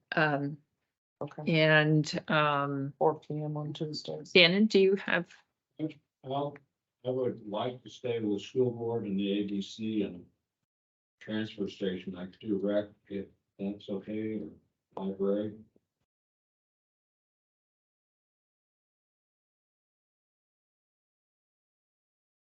so it looks like we have a couple of people interested in rec and library, so just think about that and let me know how strong you're feeling about that. And maybe town lands. And Rob, you're gonna stay with Conservation, energy. and energy, yeah, perfect. As a full-time GG Monday through Friday, I'm okay if I only have zoning and select. I won't be offended. Okay, so just let me know, if you have strong feelings that you haven't voiced tonight. Perfect. Ready to move on? Mhm. Fantastic. So I included in my report some training opportunities. So we now have a select board of all veteran select board members. That said, the local officials workshop is a great refresher. It's available as a hybrid opportunity this year, so you can attend in person or virtually. June 1st is the date. I included the PowerPoint from 2022, so even if you just want to thumb through that, something that maybe you see with a different perspective, having some experience. The legislative halftime was today. That was a great update. Representative Turcott helped fill in some details also. There's a right to know workshop on the 19th. Hard road travel, this is road stuff. And it's very in-depth, but all great information. That's May 17th. And I sent out an opportunity today for a land use conference that the Bureau of Education and Training puts on at the state level. So check your email for that too. But anything that you want to sign up for training or workshop, let me know. If there's a cost, we have money budgeted for that. Moving on, roadside cleanup this year, very excited. It's on Earth Day. So April 22nd, Saturday, April 22nd is the Barrington roadside cleanup. I think the fourth thing. This was a project transfer station administrator, Aaron Paradise. It has grown every year. We get the blue bags, we get a separate dumpster. They're working on shirts this year also. It's our 5th year. For the first 50s, right? It's wild. Wow. So it's a great event. If you participate, fantastic. There's details in a flyer in your packet. For any residents that don't participate, drive carefully on that Saturday. There's going to be litter crews everywhere. We want to make sure everybody stays safe. So it's going to be a great event and hopefully beautiful weather. So it's a little late to put it on our calendars for this year, but I might challenge the select board to have a team That would be awesome. next year. Fantastic. And that's all I have. All right. Municipal Officer Administrator Cottle, do you have anything for us? Oh, my. First, 3 oats will be delivered by DocuSign on Thursday, so don't look for those quite yet. Those are the 3 that were just approved this meeting. And then you have a packet somewhere. Yeah, it stopped with me. I couldn't get to it. In that packet are 3 gravel intents, 3 gravel warrants, 1 timber warrant, 1 administrative abatement, 6 land use change taxes, 2 notices of intent to cut wood or timber, 1 2024 forest fire deputy warden reappointment, 1 2024 forest fire deputy warden appointment form. And just for Joyce is the agreement between the town of Barrington Police Union, NEPDA Local 240. Okay, so don't leave. It's you and me that need to do Promise it. not to leave. Oh, you have something to sign too. Okay, thank you. Oh, okay. I thought they had just come this way. All right. So we'll move on to old business. The knotweed mitigation program, we did have a presentation this summer about it. Do people have questions, comments about this? I think it's something we need to do. Unfortunately, and nobody likes to use chemicals, but you dig it up, if you cut it, it goes back 10 times worse, so. The report was promising that they feel like what they did last year made really good difference. But to show you how serious it is, they increased the transfer station because of cuttings and stuff. So now there's not weed transfer station because it's stopped moving. Yeah. Oh, because they took the debris and they placed it in the piles? From our previous mitigation efforts in clearing ditch lines before we started this mitigation program, bring that back to the pile behind, and it is so invasive But we were able to treat some of that last year. And so hopefully second application this year will be able to. You have to burn it to stop it from propagating. How do you stop it? You either have to dig it up, make sure that you get 100% of it, or you have to treat it. Wow, Yeah, and it's really difficult to dig up from okay. presentation. There are alternative mitigation options, and what we heard in the presentation last summer is the other options are either a lot more expensive or a lot more labor intensive. We have, 80 miles of roadway that we maintain, 160 if you count, both sides of the Yeah. road. And so, we need to do roadside mowing to maintain the safety of the roads. We can't mow, this stuff, and so this has proved to be an effective technique. And all the details from the last time it was presented are in here, copies of the handouts from the state, a note from the state pesticide control board that monitors the licenses for these applicators and things like that. So It came up in the Conservation Commission meeting last week, that one of the roads is Daniel Craven Road. Right. And so the Ayers Lake Association has concerns being, spraying along the water. And so they're working with Mark and the licensed sprayer to figure out what are the implications for the lake.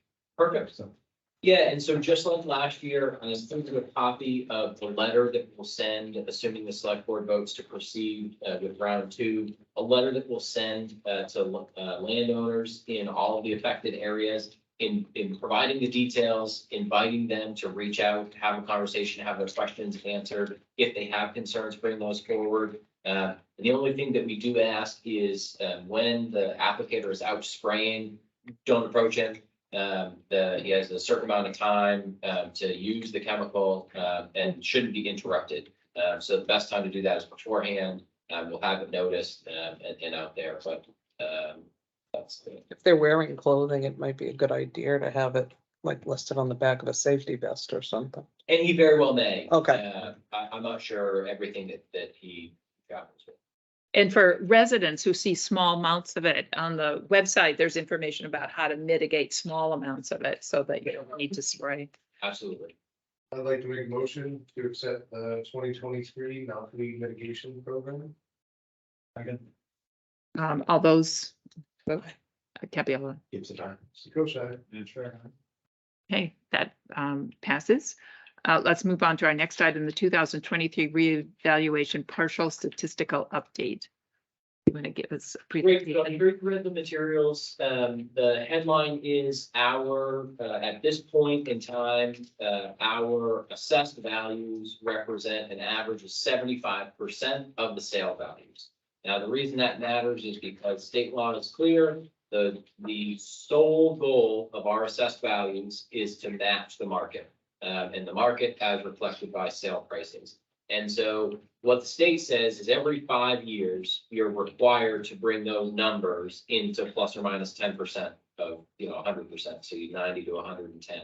And so what the select board has done now dating back to 2017 is every 2 years, look at those numbers and see how they're trending. And if there's occasion to make an adjustment before those 5 years, doing so to make sure that when the 5 years rolls around, you're not making up 40% or 50% of values and moving values all over the map, but you're making those incremental and regular adjustments. So 2017, 2019, 2021, this process has been undertaken to update the values and bring values in line with what the market says.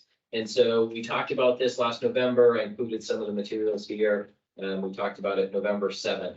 And so we included half the funding in the budget in the incident fund, recognizing that it was likely going to be required, but waiting to see if the trend was, in which direction the trend was going to be. So at that time, we were at the 80% of our assessed values to the fair market value. Now we're at 75%. We're continuing to see sale prices much higher than our assessed values. We haven't seen even the starting signs of a correction in sale prices. One piece of good news with the data provided by the assessor is that the other metrics are all pretty equitable. And what I mean by that is the different housing categories, the different property categories are all about 75% on average. And so the reason that's important is because that if the average values come up 20 or 25%, then anybody who's close to that average, their taxes don't really change. Because the amount to be raised is voted on by voters. When you divide that by the total tax base, that's how you get how much you pay in taxes. The problem arises when you have a category of properties that changes a lot different than the average. For example, in 2019, the average increase was 12%. The mobile homes, that category of housing, values rose 30%. That category of housing was seeing the most demand and the highest increase in values in a short period of time. So the actual taxes paid by folks living in mobile homes in 2019 increased quite a bit because they were above the average. Consequently, in 2021, when we did this, the average value increase was 20%. The housing categories were all pretty similar, but the commercial properties, the increase was only 5%. So a lot of commercial properties in town actually ended up paying fewer dollars in taxes because there just wasn't the demand for commercial properties in Barrington post-COVID, and the sale prices were reflecting them. And so at this point, the assessor doesn't anticipate dramatic differences in the property types based on where the metrics are right now. So the request before you is to proceed with a revaluation partial statistical update for 2023. So I think in her report, she said that we could also wait until later in the year to make this determination, correct? I don't think she said that you could wait to do it, not do it this year. But wait until the summer rather than doing it now. Didn't I see that? I thought it was for 2026. Said update is optional. Yes, Yeah, the update for this year is optional. Absolutely. because we could see as, you know, the inflation if the changes. Yeah, I would hate to see, based on what predictions we're expected to see for impact on inflation, financing rates and things like that. Hate to see us proceed with that and then realize 6 months from now. I think that that could be a challenge. How do you go backwards once you? That happens, and it's not. I know. It doesn't have consequences necessarily. Again, when you move the values across the board, in a vacuum, nothing happens to taxes because the values are all moving. And so the disparity comes when something moves, a category moves a lot different. That works the same when values decrease. So we could end up in a situation where the values, the fair market value is 100%, but our assessed values are showing 110, 115%. And you go through the same process, you're just reducing values to match the market. And so some corrections happen on that side also. It would also mean that with higher valuation, tax rates will go down in order to meet the town need, correct? Right. So great that we look like heroes on tax rate, but anybody who understands the actual tax bill. The one other thing I was going to ask is there nothing in county and state revenues, or is there no impact in any capacity by having a higher real estate valuation in Barrington? Is there anything you can think of at the county or state level that higher level of real estate valuation does it impact our schooling? That's the funds that are sent from the state for that. Yeah, I think I understand your question. So the state already does that. That's what the equalized ratio is. So Yes. every year in October, the DRA, Department of Revenue Administration, requires each town or city to calculate their equalized ratio. And that says how far off are your values. And then they use that correction factor in order to calculate the county apportionment so that we pay our share corrected for values. So if we're undervalued and Stratford is overvalued, they correct that to make sure that it's equitable. Interesting. One of the concerns is that certainly we suspect we'll retain the 75% that we're working on right now. Now you got to be 70%. And then the correction in 2026. If you require, We have to do it. When we have to do it, it'll be a 30% increase in your valuation and Sure. a big hit. It's a big hit then. The question is, are we kicking it down the road, basically? Yeah, so is the recommendation to bring it to 9%. Well, the target would be 100%. Yeah. can we vote on this twice in a year, or is there additional work or cost to that? Like, could we agree to move 10% and then 10% based on what we see as a response externally in the actual market? I mean, people from Massachusetts are moving to New Hampshire in droves. People are moving from the seacoast region of Rye and Hampton to Barrington in droves. I understand we're not going to be unpopular, which is going to continue to impact housing costs. But I'm wondering if we are going to see a dip in the market in the next 6 months or so. And I've had people reach out and discuss their taxes and whatnot, and values of, hey, I have this and I only have so much land and, I would just say sometimes, we're in a, could be in a tough spot depending on what spot you're in the economy and Yeah. with everything, with the inflation, but I think Connor's right, as long as each of the groups of categories are essentially the same, then, okay, when you raise all of the values by 20%, you're not really increasing taxes because you don't have, you're decreasing the tax rate. And that's a very important distinction, and it's one that's difficult to explain to residents, but it's one that we should all make sure that we make an effort to help them understand. If this board is concerned about the taxes that residents pay, the right time to make decisions based on that is when we're developing the budget and the warrant and those details, period. On the assessing side, the goal is only to make sure that people are paying their fair share of what has been appropriated in March. And so, again, that goal is singular, that the assessed values match the market values. If the value of somebody's property is higher for any reason, it should be assessed higher. And if they do work that makes the values of their property higher, our system of taxation says that they should pay more than somebody who doesn't. And so this conversation, you don't reduce somebody's taxes by not doing a revaluation. You reduce somebody's taxes by appropriating fewer dollars. And so and Ms. Capio, I found the note that you were reading, and I can understand how it makes it seem like you could wait until June, July of 2024. But what she was saying is you don't have to do it this year, but you could do it 2024 if you wanted. We could revisit in 2024. Thanks for that clarification. We have to do it 26. By 26, yes. If we move today, does then that reset Yes. the 5 year? And 2021 was the last time. So 17, 19, and 21, we've been through this process. There was a lot of angst in 21. I guess, what's the benefit to us to do this? The benefit is to keep our values closer to the fair market value and avoid large jumps in values. So we're already 25% off where we're supposed to be, where the fair market says the values of Barrington is. And that's more than even the jump that we took in 2021, which was 20%. And so the risk of waiting is having that be 25, 30, 35% if values continue to rise.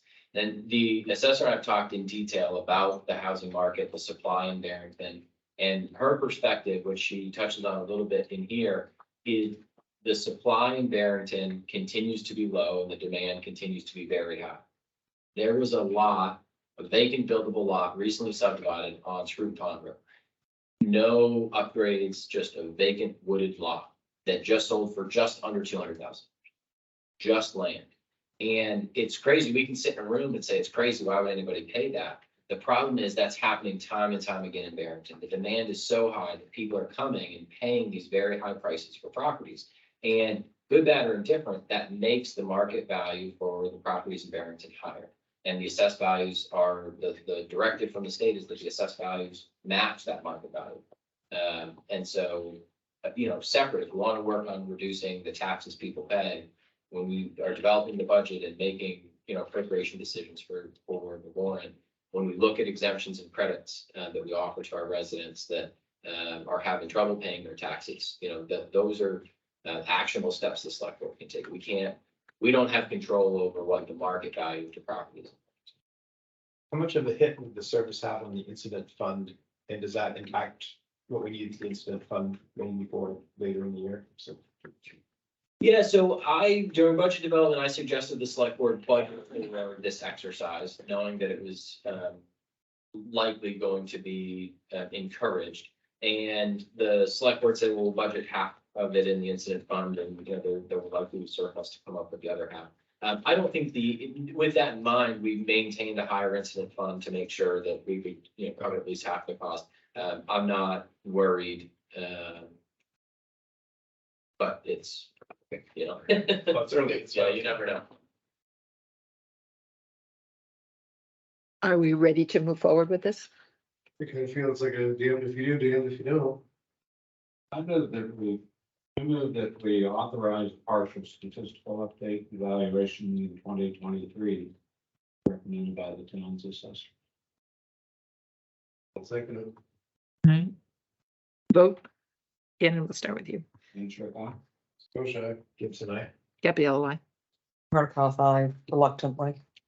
Yeah, and so we've done a good job in the past providing information to residents. We'll start with the first half tax bill. We'll include a whole page of what the revaluation means. Encourage people to look at their property tax assessment cards to make sure all that information is accurate. That's a great opportunity to make sure that residents are part of that process. They understand their property and make sure that the data that the town is using for their properties actually accurately reflects the condition and upgrades that they had. Are there directions on the website as to how people can Yes. access it? Educated you that it doesn't impact what they pay in taxes too, because I think that's a common misconception. It is, and it is notably confusing. Yeah, no question. Very confusing.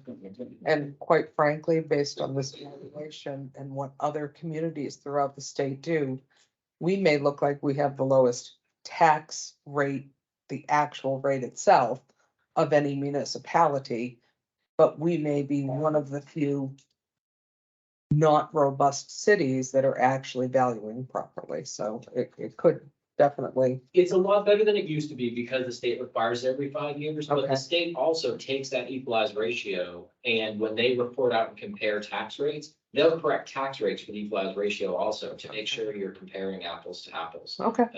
in that way, but. Okay, great. All right, let's move along to class 6 and private road building policy.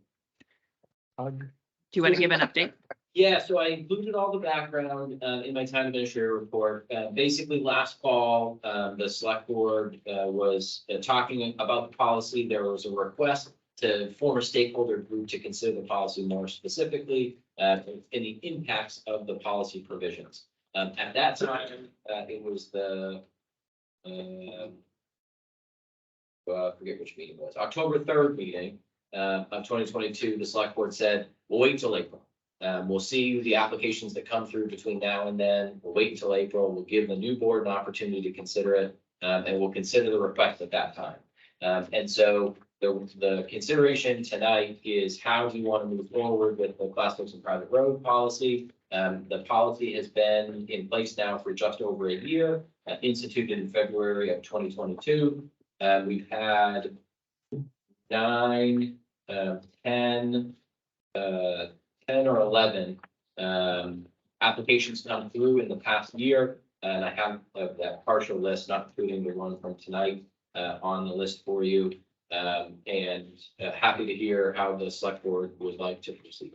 I would like to listen to John Hopkins. Does anyone want to do any comments before we take public comment?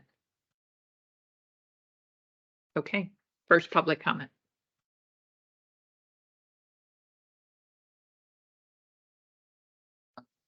This for starters, my name is John Hopkins, I'm the code administrator.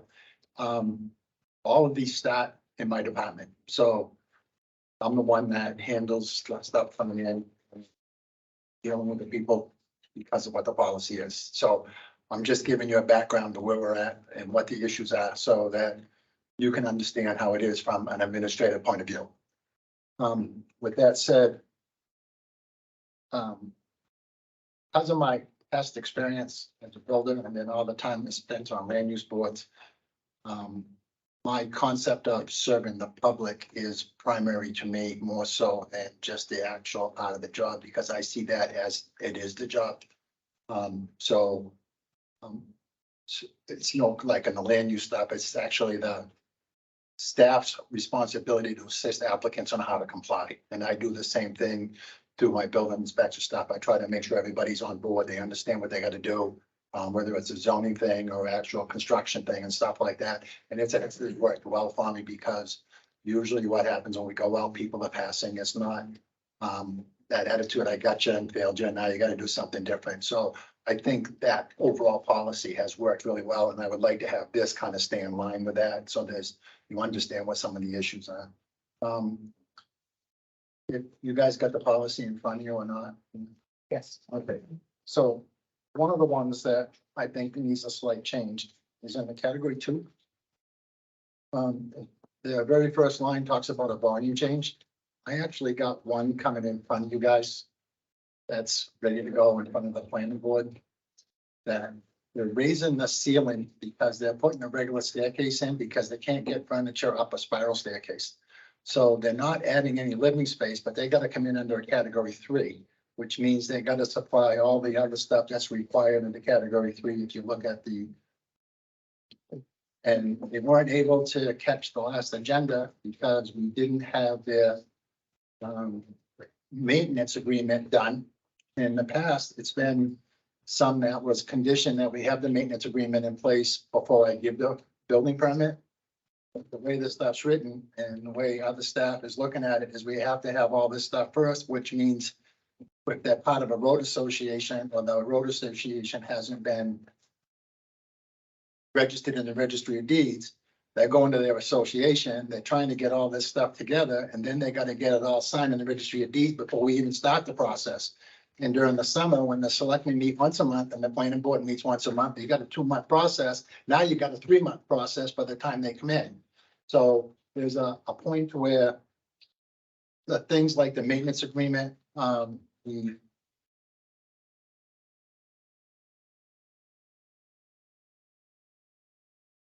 and the liability release, which is done through a DocuSign that the town generates.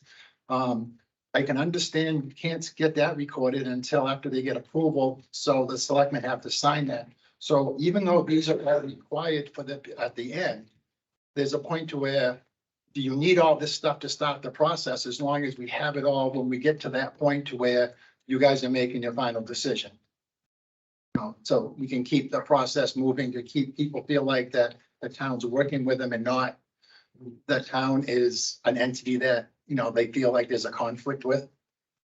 The other conflict that most of them come forward with that I take the most heat for is the 10% of the road upgrade. Someone's putting in a mobile home for $100,000, or someone's building a $500,000 home. The impact to the road for a family is the same. So why should some person be able to spend 10,000 and another one have to spend 50? That's almost a regular thing that I hear because of how that's assessed. And I always hear stuff, why can't we make it a straight fee for how it's set up? I don't know what that fee is. That's not something I want to get into. That's kind of something that if you decide to change it, then you guys would have to deal with it. So,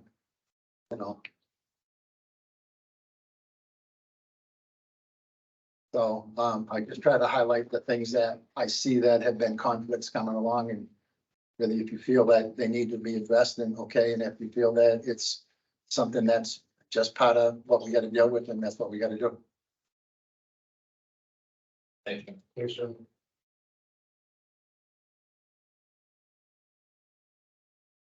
They allow public comment on? Yes. Oh, Yeah. yeah, there's a new public comment. Yeah. My name's Daniel Air, and I'm president of DE Industrial Service and Supply. And there's a nice road in Barrington Castle Rock.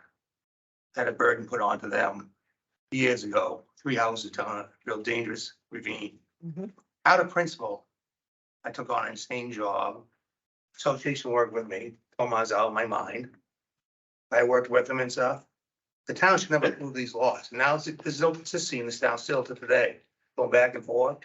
And since staff, your legal, and your engineers all right, $1.2 million for upgrades and stuff. How can you put a burden on tax, on these people in there and stuff? So I did that up principle and stuff. Took a long time, a lot of permitting, do it right. There's endangered turtles over there. It cost me 2.5 years. And a lot of expense, but you know what? I didn't deny they were there. They stated, oh, I think the turtles there. We sent them pictures. Oh, I know they're there. And they still survive, but basically too, what's right and wrong and stuff. We got 160 mile of private roads in this town, 80 paved roads and stuff. And it's people paying taxes on these houses and stuff. And they're not getting help from the state and everything. It's a battle and so we need to find some consistency on what it is. Do I regret taking this job on? Yes, in a way, it's like financially, it hurt me a lot. I got a lot of money sitting and stuff. And then I'll be going back in front of you or I'll be in court with you guys on these separate, all this future stuff and stuff. I can prove what I put into that to justify 10%. But somehow you guys gotta make a decision, balance it out, but something needs to be done. This fire, police and stuff cannot get into these private roads and stuff sometimes. And then a lot of people deal with these associations is real fun too, because a lot of people don't think they did. So I live in the road, I just have to pay. But when I bought this property and all my deeds, I'm part owner of the whole road. Doesn't matter if I'm at the beginning or I'm at the end. That is part of my right of way. So everyone's involved with this one way or another. So do you have a recommendation for the select board, Mr.? No, I believe there's gonna be some. This says people can't, there's gonna be some kind of standard set and go by. There's nothing over the years. I remind the reason is of, and now people are bouncing back, well, some people want to pay, some people do, because of the category or what. But you still got a property in there, you still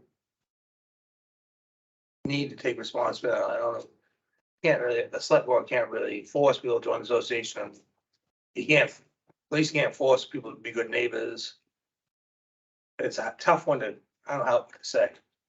Something needs to be done to be consistent. Thank you. I assume there are more people to speak. Would you like to come forward?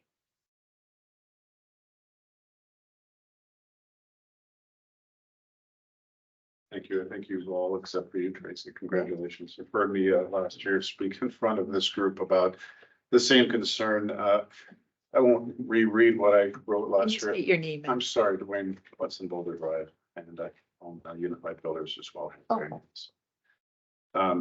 Sharing some of the concerns that John Hutkins had expressed about the 10% of the construction cost, which is, especially with the cost of everything, very, very prohibitive. And in fact, we've gone all the way through the board here and got acceptance for the 10%. We went with the 10% of the construction. Unfortunately, because it took quite a bit of time to get through the process, it's just what it is. This particular client could not afford the additional 10%. So it is quite a burden, and I don't like the word arbitrary, but I question the applicability of the 10% of a construction cost to a road, especially when we have the inequality between two projects. And in fact, I have one on a Class 6 road, which are two separate projects. And I can tell you the cost, like he was saying, 10,000 versus 50,000, it's considerable. And we have the clients both arguing about, what needs to be done. Bottom line for us is that, it's a life safety. Can police and fire get back there? Can they take care of our client if they get hurt or otherwise? And, at what point do we, where do we assess that value and how do we assess that value? And I think that the way that the policy was written, it's really been inequitable. But moreover, we've also seen a disproportionate enforcement of this policy in the past, going through the planning board and here the select board. But so I think that more attention, certainly I had suggested that we have a committee that be formed with, I have even competitors who said that they would love to sit on this committee and volunteer their time to come up with something that is indeed equitable for this community, which currently it's just not. You have a recommendation? I do, it's in my, my report that I'd sent to you guys, my presentation, but again, I'd suggested that we put together a committee, but first, before we can determine the best strategy, the conclusion must first be established. Why is it not safe for the EMTs or fire police to get back there? And then, what needs to be done and what realistically can be done. I've seen some approval without approval, like 100% waiver without a true assessment of the road. Yet I've seen denials when you've got a road that's in wetlands, it's on somebody else's property, and even though we know that the EMTs have gotten back there before because our client has told us this, there's still 10%. And again, it became completely unequitable for him to even do the 80 improvements that he needed on this one. I see, it's frustrating to have to tell the client, I'm sorry, but this is what it is. What do we change? Where do we squeeze the 10% of his total? It was quite a bit because the 80 improvements were indeed very costly. So again, I recommended that we do indeed put together a committee with those who have vested interest, as well as somebody from the planning board, somebody from the select board, certainly from John's office, to come up with something that's fair and equitable for everybody. That we can accomplish both, because we know that some of these roads, I've driven down them to look at these properties, and I don't know how these fire trucks even make it back there. I know they're gonna do everything they can to get back there. So an improvement needs to be done, to be sure. But what is that? Is that truly 10% of the construction cost? And what can be done? And then you've got all your permits that you've got to apply for. You've got, like I said, in one case, the wetlands go right to the road goes right through the wetlands. So what is indeed equitable versus just throwing an arbitrary 10% at it? Thank you. Thank you. Other public comment? Looks like none online. If you're participating virtually, and you'd like to make public comment for the select board's consideration of the Class 6 private road building policy, raise your hand and press *6. I haven't seen it, Mr. Chair. Okay. Let's move on to the board discussion. Well, I would like to see if, it's simple as changing the verbiage. Because we're getting these projects that come through anyways, and we're like, okay, well, they're restricted to this use, because there's trees and rocks, and, we can't do, 20 wide, so, it's gonna shake down to $2,500 is what we can do, so maybe instead of having that stern, strict 10%, you can say up to 10%. So if somebody goes through the permit process and planning board and goes through all that, and they can look at the road and go, hey, 10% isn't gonna do any better than 3%. It would be throwing good money after bad. That's one idea I had, and the other idea that I'd like to add is maybe have a standardized, like if they have to install culvert or whatnot, we have a particular brand, say you go get the really cheap brand, that's just, it's putting it down, at the road for future damage that could happen, if it craps out early or whatnot. But, they're coming to us anyways, we can't take the money that we don't have and pave these things 20 feet wide so that everybody can come down. Last year, I asked Chief Walker, how many calls has he not been able to get to? He told me 0. That was in the meeting here, so I am confident we can get down there, but, I also see it from a building standpoint, especially if some people don't do their homework before they, go into a building and say, hey, yeah, well, we get approved, the loan for 500,000 and we weren't banking on another 10%. of the 500,000, that can really make it tough on people trying to build here as well. So one of the things you said up till 10%, could we also, this, and again, this slows the process, but get a written response from the road agent? So you have 9, you have 9 applications that were submitted under unadopted policy, and 1, 2, 3, 4 partial waivers of those. Would it be more equitable to the applicants that the road agent give a written assessment? I have to assume some of the, Let's let Tracy finish. okay, so I've got to assume that a written response from our road agent where the expert who knows that could potentially cost 50,000, and so if there's the potential for 2 home lots on that street, 10%, of a $250,000, not that any home in Barrington is worth $250,000 to build anymore, but certainly would do the trick.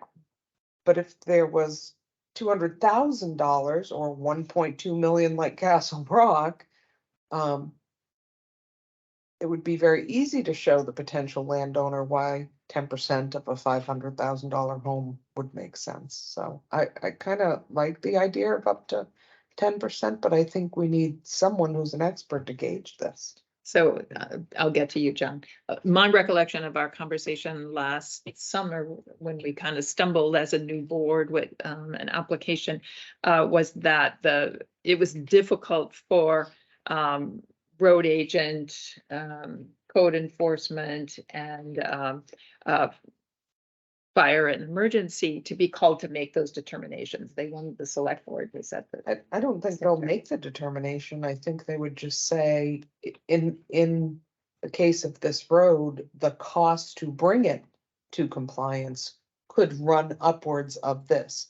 And I think that could potentially leave the select board and our land use department feeling less like that variance of the 10% is really inappropriate. I can't imagine even a mobile home going in on a class 6 road or a private road right now, that nothing is coming to this municipality that's under $250,000 to build right now. That's just not happening. So Connor first, Dan, and we'll get to the public in a minute. So part of the update process for this policy, which was painful because the policy before was well written, but just wasn't consistently applied. And so this policy has more flexibility than the last policy did by the language of it.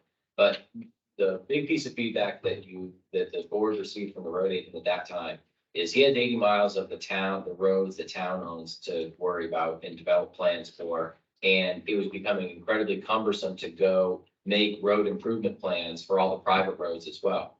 And it was also, we had a conversation with the town's attorney during the process because it was questionable whether it was an appropriate use of town's resources to spend the expertise of the road agent developing road improvement plans. So he still reviews the applications and advises the select board on what is proposed. But instead of the ideas being the road agents, the applicant comes forward with a proposal that they're soliciting from, a road construction company, the road association, et cetera, and presents a proposal, sometimes a waiver request for less than 10%, which is already allowed under the policy, to say, we're going to do this specifically. And the road agent opines and says, hey, that's a good idea. Or if you do that, like the case of the Micro Point, make sure you bed the culvert in, good stone and have at least 12 inches of cover and, do this and that to make sure that's done right, to your point about not kicking the can down the road. And so that the town's attorney felt that that was a more appropriate use of town's resources, reviewing an application, opposed to going out on the front end and coming up with the road improvement plan, being the road agent for the private roads also. I don't feel that the board has any responsibility when a road association allows it to lapse at like with the Attorney General, where they're no longer really considered a business entity. So unfortunately, while that certainly can slow things down with land use and permitting, I don't feel that that's something. If it oftentimes is alerting those groups that they need to pay their $75 and reinstate their business entity at We've the state actually- level. One bright spot for the application of this policy is getting the formal or semi-formal road associations to actually organize, become part of the process. So the road maintenance agreement is a perfect example. There's a requirement in the policy, which is a carryover from the last policy, that says we want something reported at the registry of deeds saying that somebody's going to maintain this road. Because improving a road is just half the battle. If you leave it and let it fall into disrepair, if it's not maintained, then you end up with a bad road again. And so quite a few road associations who hadn't previously done so have road maintenance agreements recorded at the registry of deeds. So anybody buying on that property can see there's a road association committed to doing an itemized level of service on the road, and maintaining it as such. In some cases, it's been private property owners who have had to do that because, like you said, either the road association has lapsed, or it's not organized, or they're not interested in getting involved. And we can't force that. We can't require anything of a road association. So what's gonna happen, because, the old timers, the day and airs, we're not all gonna be here forever with our tractors and our plow equipment. And say if you get a subdivision that, nobody's talented or, can't afford, to hire a plow crew, what's gonna happen if, the emergency service is gonna get in there and it's not plowed? And that's part of the goal of the incremental improvements to the roads to make sure that, we don't have control over the class 6 and private roads. We can't, without accepting the road and accepting ownership and responsibility for the road, go in and make improvements. And the one mechanism that state law allows, and it's not a clean one, it's not a great one, but it's the only mechanism that state law allows to allow a municipality, a select board, to require improvements to these class 6 and private roads, is through the building permit process. That's the only statute that gives any jurisdiction for the select board. And we've talked about it, a dozen times. Some communities just put a complete block and say, you cannot build, you can't get a building permit on class 6 and private roads because we don't want to deal with it. We don't want development on these roads that are bad. There's too many miles of those roads in Barrington, I think, to do that politically, but. And there's no grants or anything that's out there to help private road None that I'm aware of. people to make their roads good enough for the town to take over. Dan had a comment.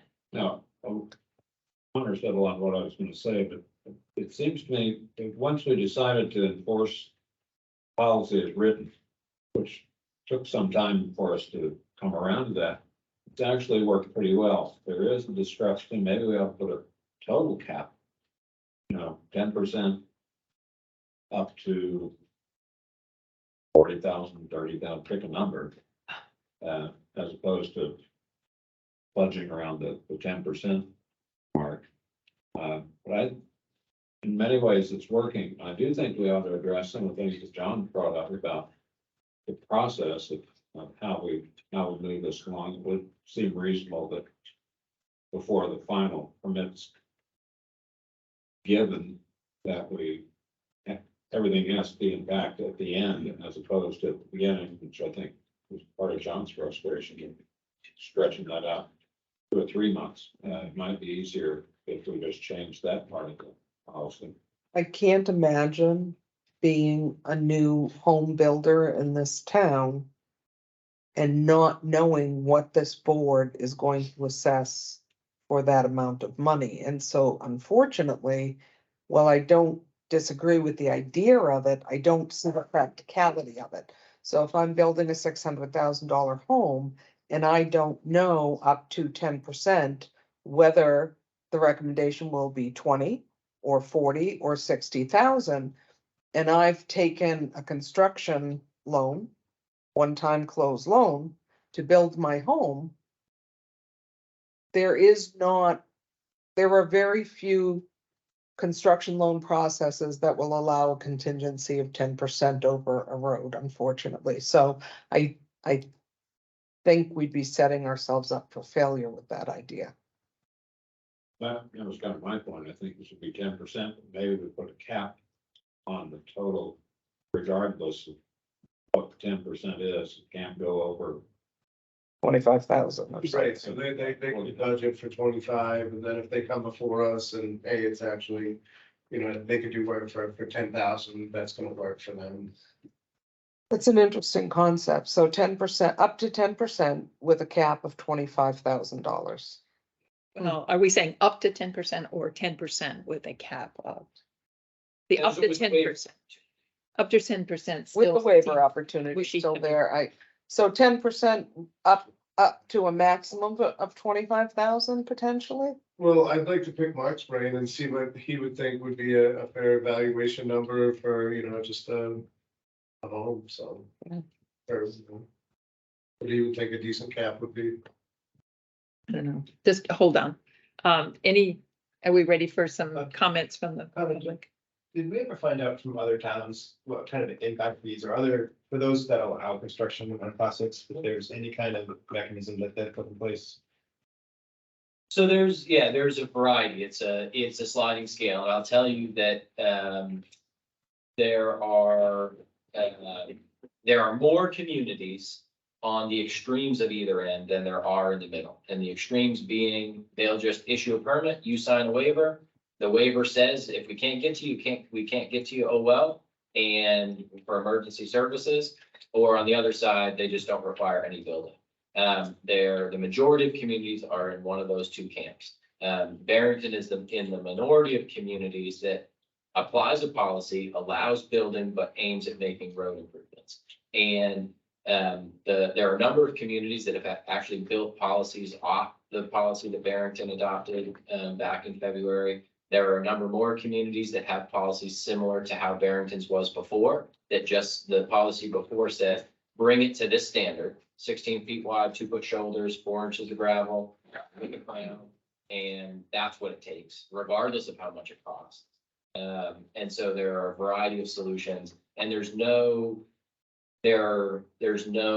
perfect example. And one of the reasons that I think that makes it difficult is every community is different. Barrington, because of the water bodies and the old camp roads, has a number of substandard, what I call camp roads, that were historically just used in the summertime. And you didn't have to worry about mud season and, you know, potholes and all that. You know, it was when it was high and dry and people got to it, it wasn't a big deal. They built out there. And we're seeing more and more of these properties, this Micah Point project that you heard tonight. This was a family seasonal cottage, and guess what? They're retiring, and now it's gonna be the year-round home.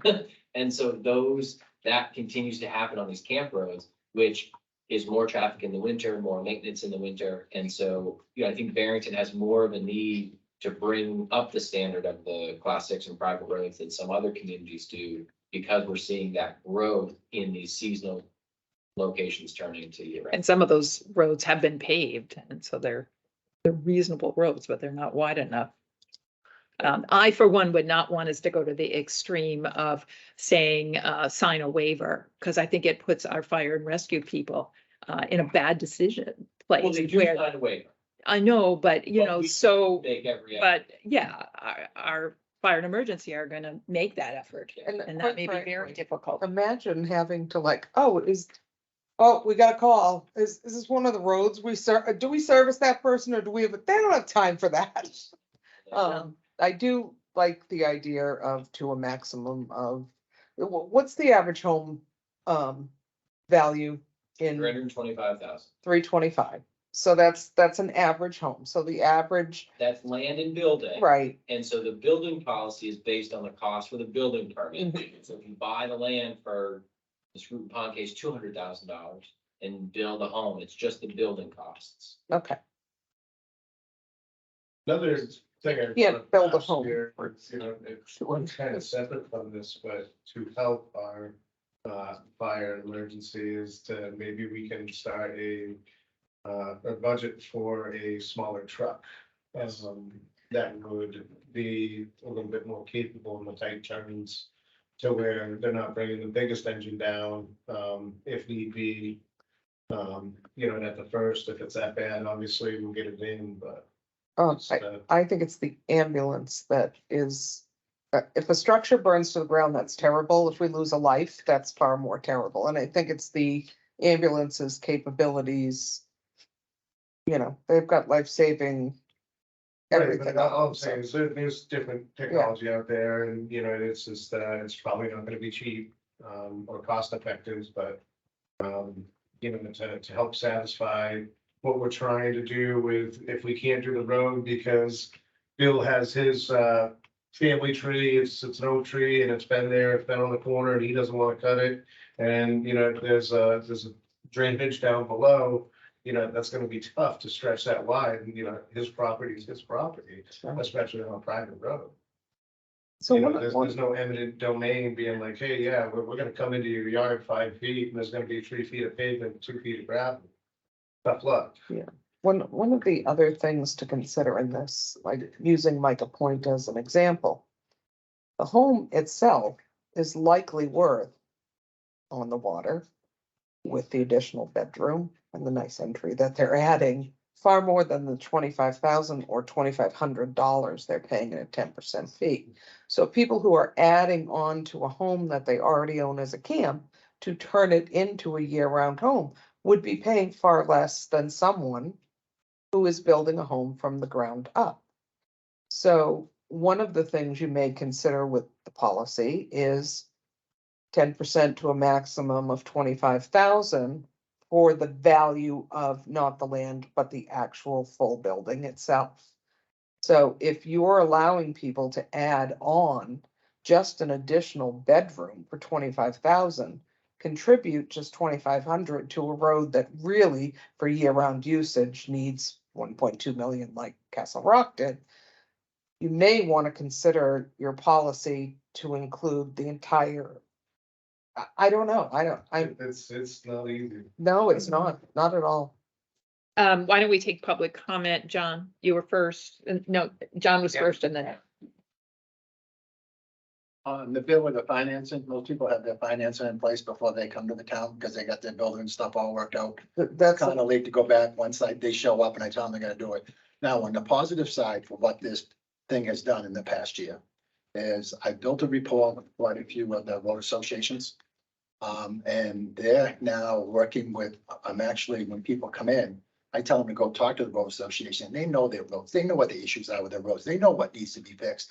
And they're telling them 3 more loads of gravel is not doing us any good. We need to fix the drainage here and the drainage here because the water keeps running down the middle of the road. That gravel amounts to nothing. So that's worked out really well. As far as getting that stuff done and then Mark being able to review it, a lot of times it's coming back. Yeah, that's the point, but for Mark to go out and take off 40 miles of private road or whatever there is out there to do an analysis on each road, I think would be very poorly spent town money. Another thing that we've gained out of this is, I think it was 2 years ago, the state law changed to where if you enjoy the use and maintenance of the road, you have to contribute and the association has the right to go after that funding now and the money. And I've sent that RSA to all these road associations too, so now they know it. So there's actually, they're talking to people that normally don't pay their stuff and they're leveling in the homes and the whole bit. So overall, because of how this policy is, it's actually been very beneficial to the town. And there's been some serious upgrades to a lot of roads, not just in the past year with this policy, but over the last 20 years from the time that first policy started. If you drove up Berry River or Long Shores 20 years ago and you drive up there today, it's totally different. You wouldn't recognize it as the same road. And that's all because of the road policy that's out there and the stuff being done, So I think the road policy is working really well. And the part that I like about this is the new people, they're addressing the roads coming in and making things better, but it's not just for them. It's for all the people that are already out there.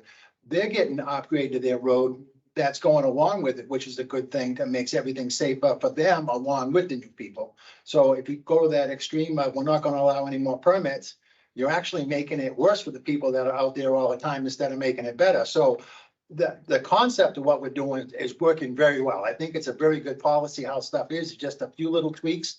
To try to keep everybody all happy is probably where we're at. I don't think it needs a total rewrite. I think the Connor's thing where a lot of towns are looking at and adopting it is, I think we probably have the best one in the state, if you look at how all the stuff's all done.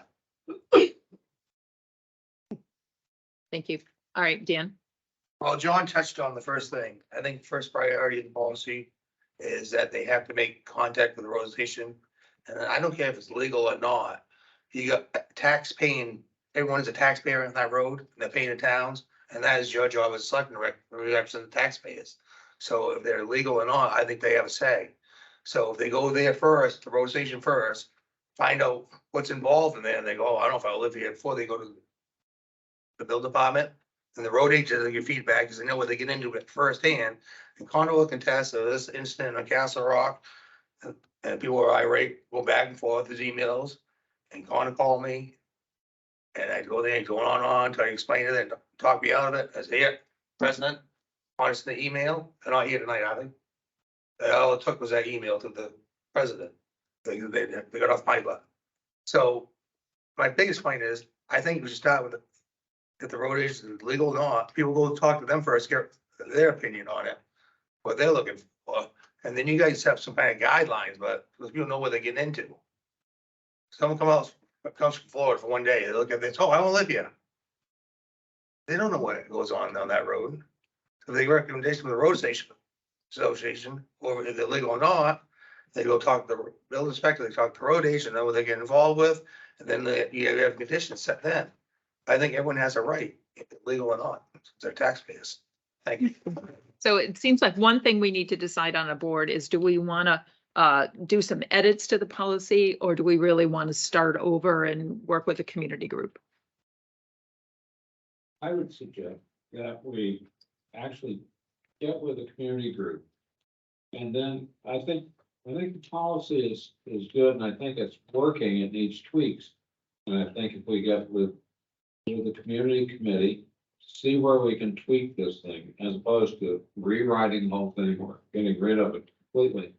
And if you can modify it. John suggested some things that we could do that would simplify the process, make it easier for people. And then see if we can tweak this policy, because I think it's really working since we started enforcing it appropriately. I think it's worked pretty well.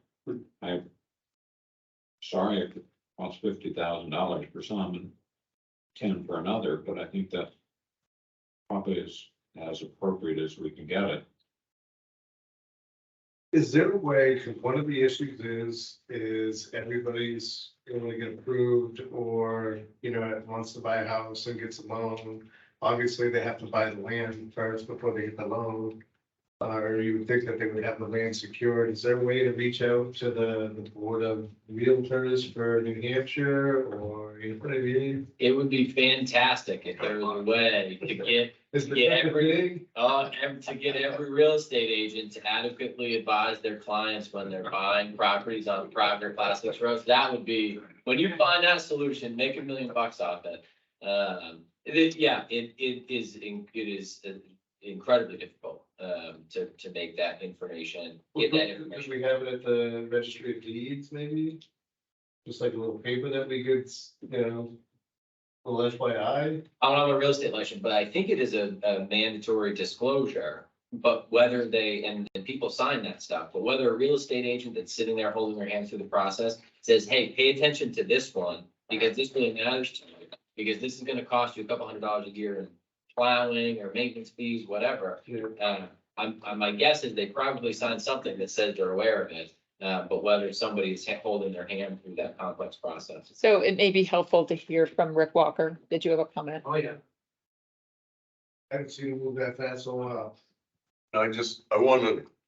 Jim brought up the point of being able to expend funds.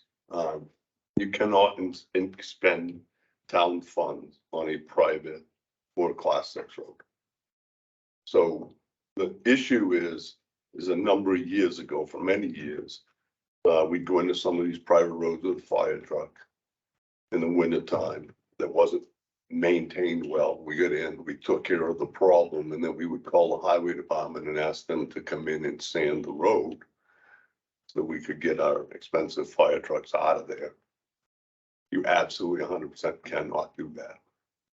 If one taxpayer catches the town highway department sanding a private road, whether it's to get a fire truck out or not, that taxpayer could file a complaint. We would win in a court of law. You can't do it. For years, we did it. And we had a situation a couple of years ago on a class 6 road, Swain Road to be exact. It was a sheet of ice. People couldn't get in, they couldn't get out, they couldn't get oil, they couldn't get propane, couldn't get an ambulance in there if you don't wanted to. Couldn't get a fire truck in if you wanted to. They went to the town and said, can you sand it? We can't find whatever. People didn't want to pay to sand it or whatever. And the town couldn't do it.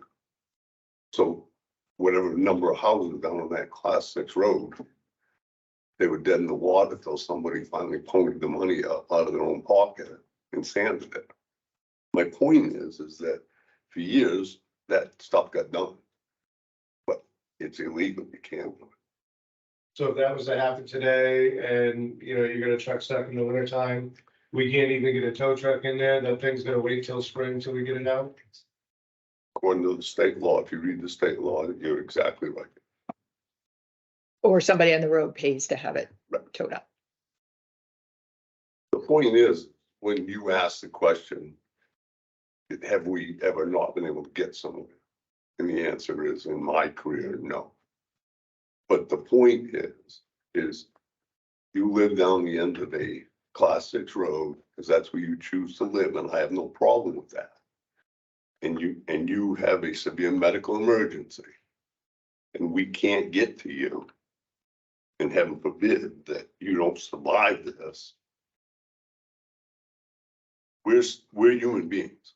We're gonna make every effort to get there, but when we can't get there, that becomes a big issue for us. That isn't what this policy is about. Because this policy doesn't address that stuff. The issue isn't once you've put the road in and whether we went down the road the other day for brush fire, that heaven forbid if I was trying to get in there with an ambulance to take somebody out because they were having a heart attack or something, you couldn't go more than about 2 miles an hour in there because the road was all full of potholes. You just couldn't move. They're getting ready to grade the road. They typically take care of the road. Well, that's not what I'm complaining about, but if somebody needed our service, it would have a long time to get in and get out. The issue with this policy is that people are buying land well off the beaten path. And then they don't want to put any money in. They want to put a bare minimum in to build their house off the beaten path. And they expect that we can get these big trucks and stuff in there to service them when they need it. That's the issue with this policy. Not the regular everyday maintenance. And the issue with states though. What about, Saying that, you know, hey, oh, the waiver that they signed? there are roads in this town where the town should, I'm not anti build your house. But there are roads in this town where the town should flat out say, under no circumstances can you get a permit in here. Don't bother buying land because we're not gonna get a permit. Because you can't physically upgrade the road to make it safe to get emergency vehicles. right, like flower lane and stuff like that. So to your point about the waiver, Jim, I think the conscious decision the select board made a number of years ago was that it wasn't acceptable to the select board to say, hey, you sign a waiver, if we can't get to you, oh well. And I don't think that's a bad decision. I think that's the right decision. I think, like Rick was saying, it's human nature, you know, every resident, you know, deserves the services that they pay for in their taxes. And so I think it would be a policy change of the select board to say, to rely on that waiver and say, hey, they signed the waiver, you know, they know that you might not get to us.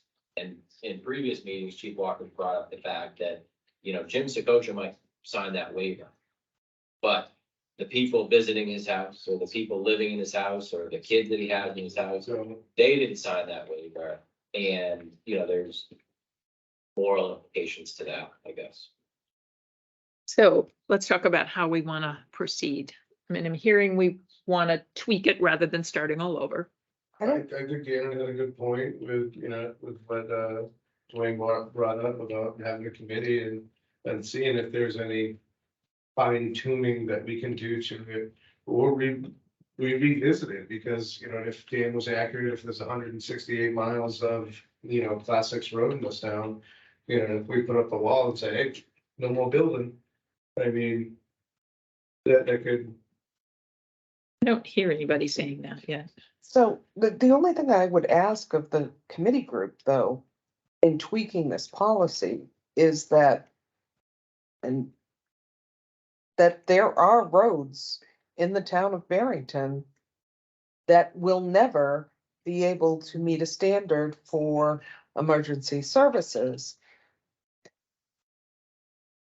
Is it not within the right of municipal government to identify those and turn down building permits on those roads? Oh, that's absolutely possible. Well, It's possible, So- I'm in a predicament to, oh, well, you shut it down here, and now I was gonna sell this and make my fortune and move north. Is that something that we could get brought to court for, saying, hey, yeah, these 25 roads, no, these roads, but these other ones, they're gonna, have the ability to upgrade it to a town standard. I don't think that there would be political implications in the fact that people would be upset. But that's absolutely something that the town could do. And a good example on a small scale, how the town has done that is actually Castle Rock Road. So I don't remember all the details, it just barely predated me, but the town had a couple of properties on Castle Rock Road that were taken by tax that the town owned. And they were selling them, and there was question about whether they were buildable or what would have to happen to make them buildable. And that's where the $1.2 million the town paid its engineer to go say, what would it cost to bring this road to the town standard? With slope and 16 2 and 2 and all that. And so $1.2 million. And so what the select board said is, we'll sell these properties, but buyer beware, the road has to be brought to the town standards. And so as a result, the town's assessor relied on that information to say, okay, these are not buildable lots. These aren't going to be assessed as buildable lots because they're not buildable lots. So the value of a vacant lot, past that hill on Castle Rock Road was like $18,000 or $20,000, where the value of a buildable lot was like $90,000. And so that's the impact of the political decision the select board makes at this table. In things like property values and, buildability. The select board could say, I think it's Longshore Drive that has that hill down like 3/4 of the way down. John, Rick, George, they've all said, you get past that hill in the winter, spring, whatever, you're really holding your breath until you get back past there. I think that's a good example of where it might be reasonable for the select board to say, there will be no permits issued beyond this hill because it's so bad, or no permits issued unless or until this happens for improvements. So that's certainly possible. And we'd have to talk about how to go about selecting those and what thresholds to set for doing something like that. But then the question remains, and Jim brought this up earlier, how do you make sure people buying property back there know before they buy the property? Or before they develop plans to build, I don't feel that that's the town's responsibility. But then you got people in John's But then you got 30 or 40 homes that are already past that hill. And do you want the road upgrade to help those citizens that are already there? I hear what you're saying. I do. I would say to you that if you're going to form a committee group, that you bring into that group people qualified from maybe our town lands committee that have the potential to say, from an engineering feat perspective, this will never be a place that you're going to get an ambulance in and out of in the dead of a New England winter. I'm going to point out that there are storms that occur, that there are times where unfortunately it would be difficult on many roads to get emergency equipment in and out. We live in New England, so, but I think from a committee group perspective, you need some expertise. And I don't know if Mark has the time to dedicate to that community group, but I would fully expect him to be a part of it if, I would expect at a minimum, Mark, Rick, and John would be staff members on the committee. Yeah. As persons. I was gonna suggest that builders and people who building might also be part of that decision-making process, because I'm gonna say, how can we safely get this equipment? That's been the bottom line for this whole thing, is getting emergency equipment into these places. I would think they might have some expertise in that area too. I would suggest, and say, if we're going to make a standard, they'll know what it costs as well. And so I think this committee might be able to give us some direction in that area. And at some point, we may just want to say and do it.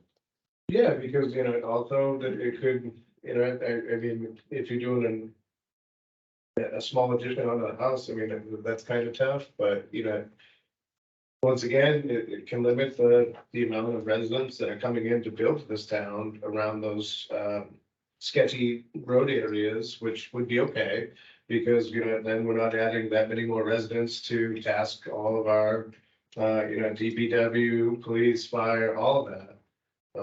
It might be a decision that's not easy, but I would leave that up to the committee and the board to hash out. But I definitely think moving forward, we should maybe initiate a board for the private class 6 road agreements. the only other thing that I would consider in this is, I do think it's relatively unfair, new home builder versus going from a camp to a year round. And I do think you may want to consider going forward to add that, and it is more stringent, but if you're going to sell your home someplace else, whether in state or out of state, and convert your camp here in Barrington to your year-round home, I do not feel 10% of the value to upgrade a kitchen and add a bedroom is fair application of this policy, when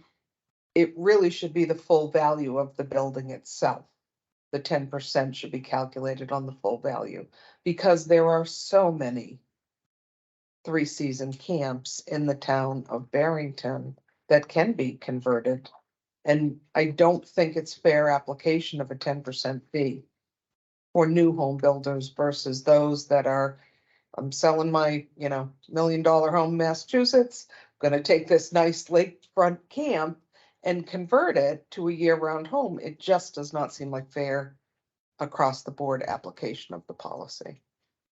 In addition to the criteria things we're talking about, as a board member, I'd like to see more defined criteria for what kind of accommodations we allow.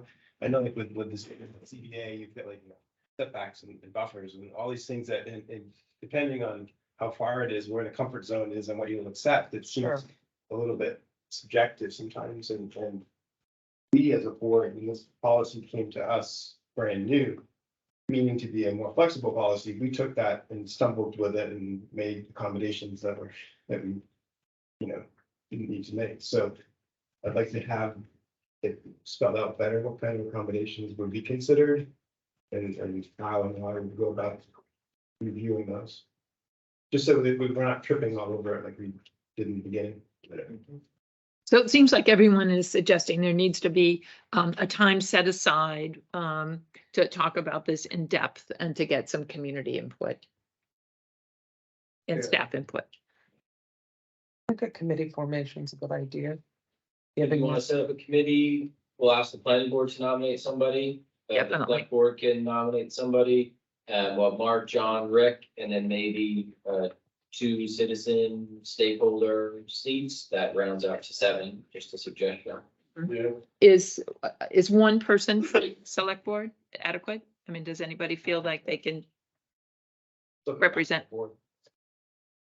Okay, that was I'm volunteering. If you want me to. All right, Jim. Everyone else would agree that Jim could be our representative. I would have no idea what I was talking. Thank you.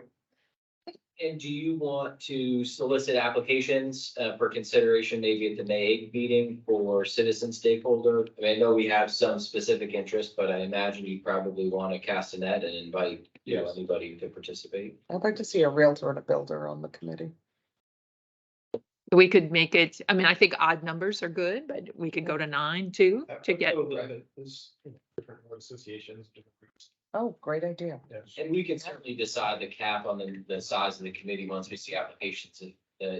Much like the planning board did with the master plan steering committee, they had a lot of citizen input. They said, hey, we'll put all you on the committee. And it could also be a case that the select board appoints a specific number of members to make a recommendation to the select board. But other people that put in an application are invited to participate in the process, offer suggestions and be part of the discussion. When it comes time to make a recommendation to select board, they'll get a vote per se. And what would be our time frame? Assuming we can't approve these till later in May, what kind of time frame? Do we want to ask them to come back to us in 3 months, 6 months? I think 6 months is like maximum, like give them to 3 months to come up with feedback, but we should as a group be ready to approve So a any final update to policy talk in about 6 months. Do you think that May 8th, so and it's not May 8th because it's the Wednesday before that, for applications due May 3rd, so that's 2.5 weeks. Do you feel like that's long enough? So I feel like probably it is. Yeah, I mean, if If you would that's all the net help of get appropriate it people, out in yeah. your networks.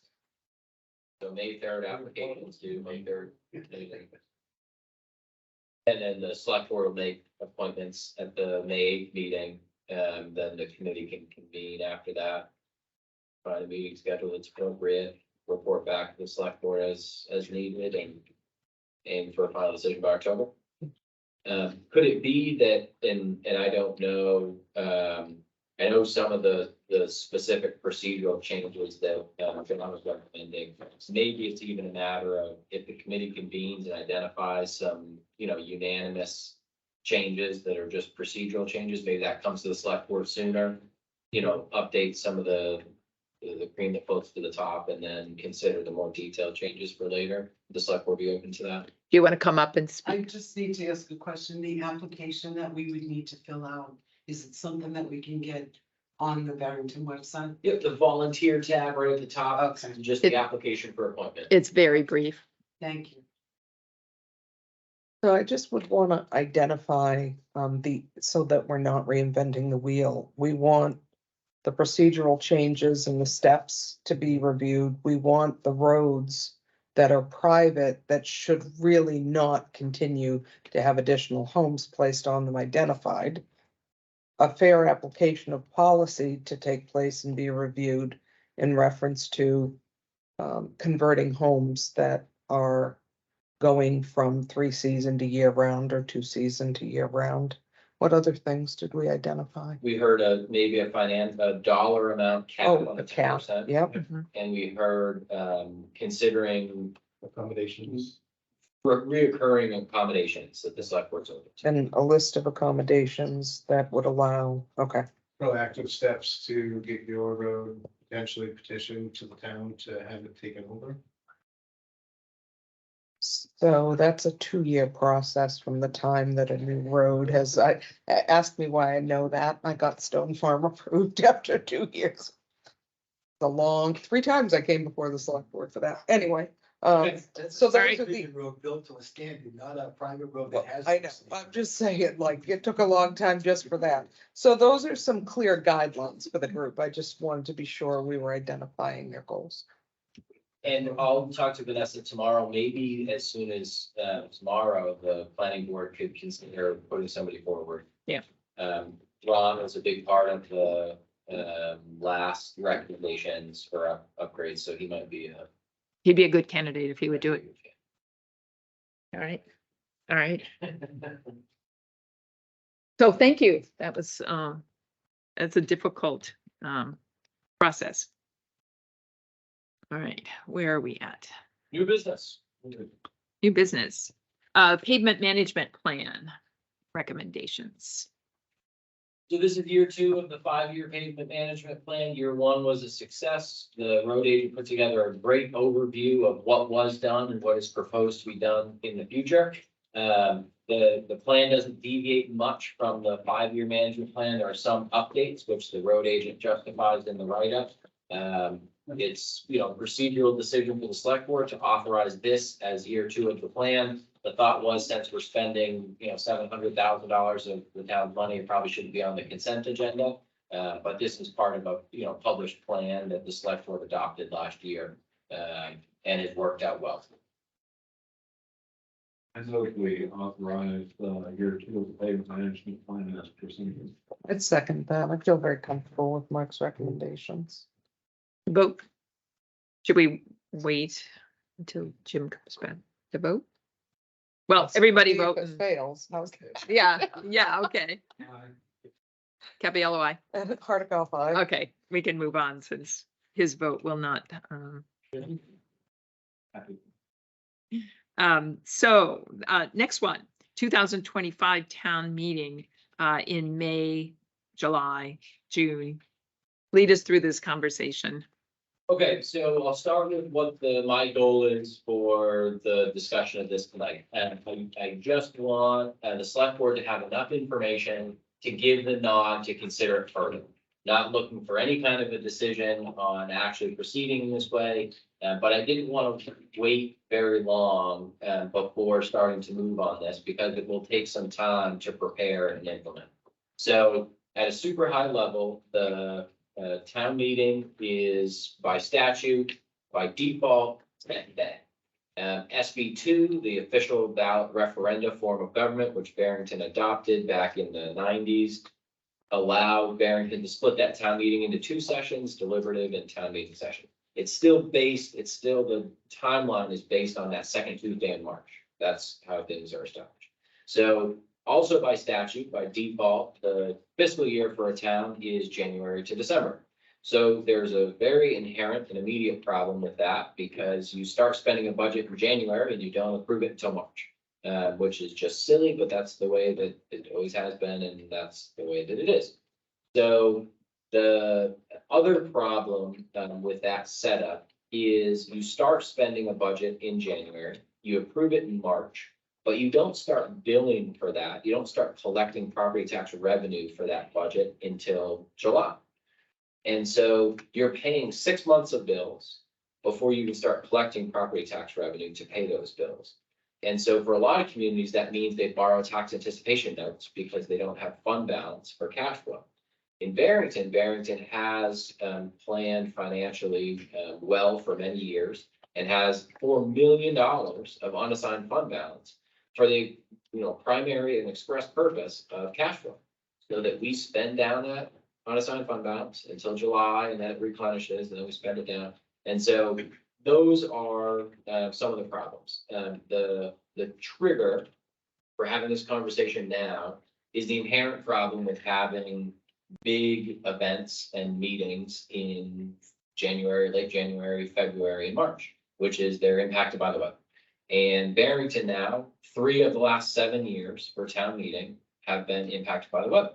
2 of them delayed, 1 of them still held, but with a dramatically reduced voter turnout. And so that is, that's not our fault. That's, how it's set up. That's how it's established. What state law allows is 2 things. 1, state law allows you to hold your town meeting in April, 2nd Tuesday in April, or the 2nd Tuesday in May. Additionally, state law allows you to change your fiscal year from January to December to July to June. And so doing those 2 things together allows you to have a town meeting in May. adopt a budget in May, and start spending it in July.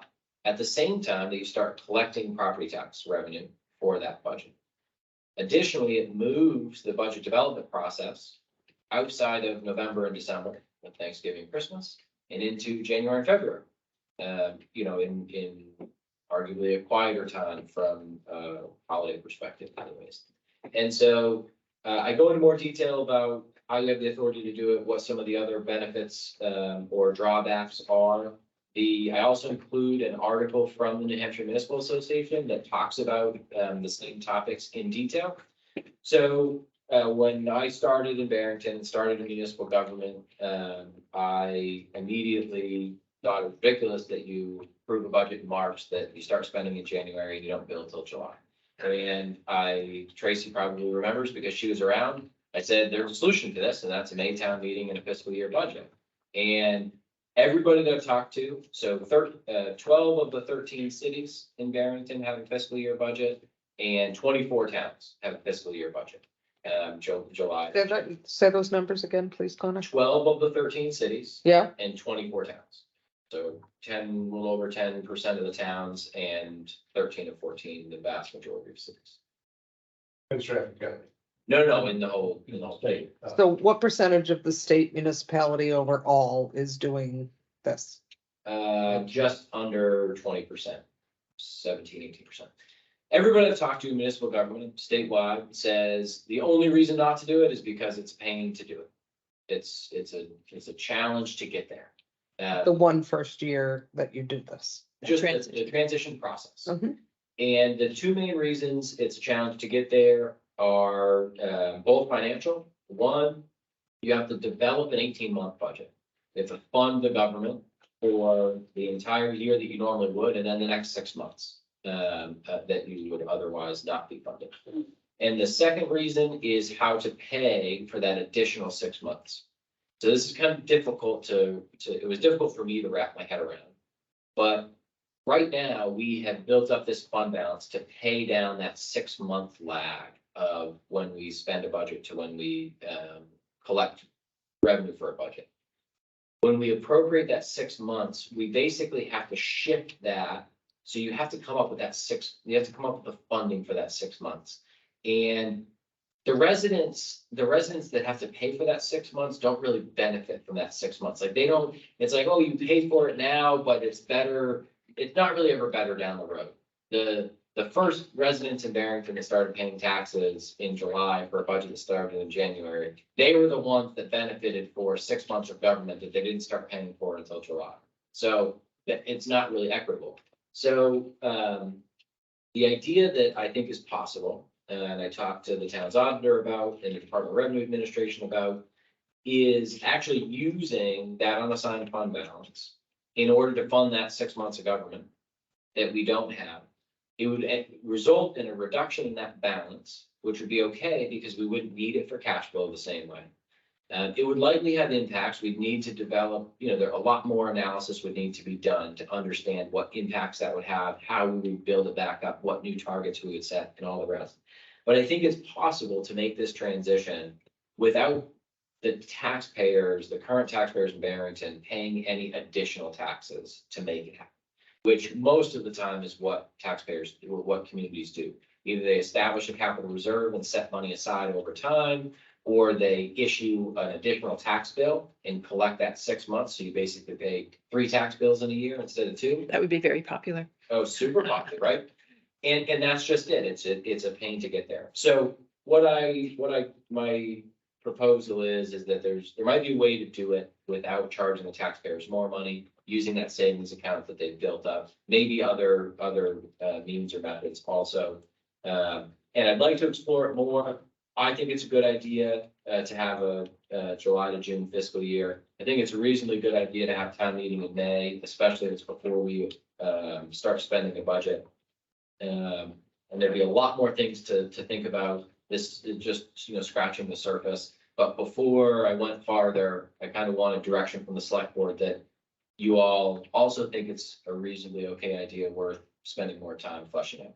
Or if you say it's a terrible idea, we have no interest, then I'll go work on other things. So I don't think we need a vote and a motion, but we need to know people's opinions of it. I hate it. After spending a lot of my career, dealing with 4 different auditors at different times, whether it was workers' comp numbers, payroll audits, what have you. It is very, very difficult when your fiscal year does not align with your calendar year. And it means pulling copious amounts of records during audits.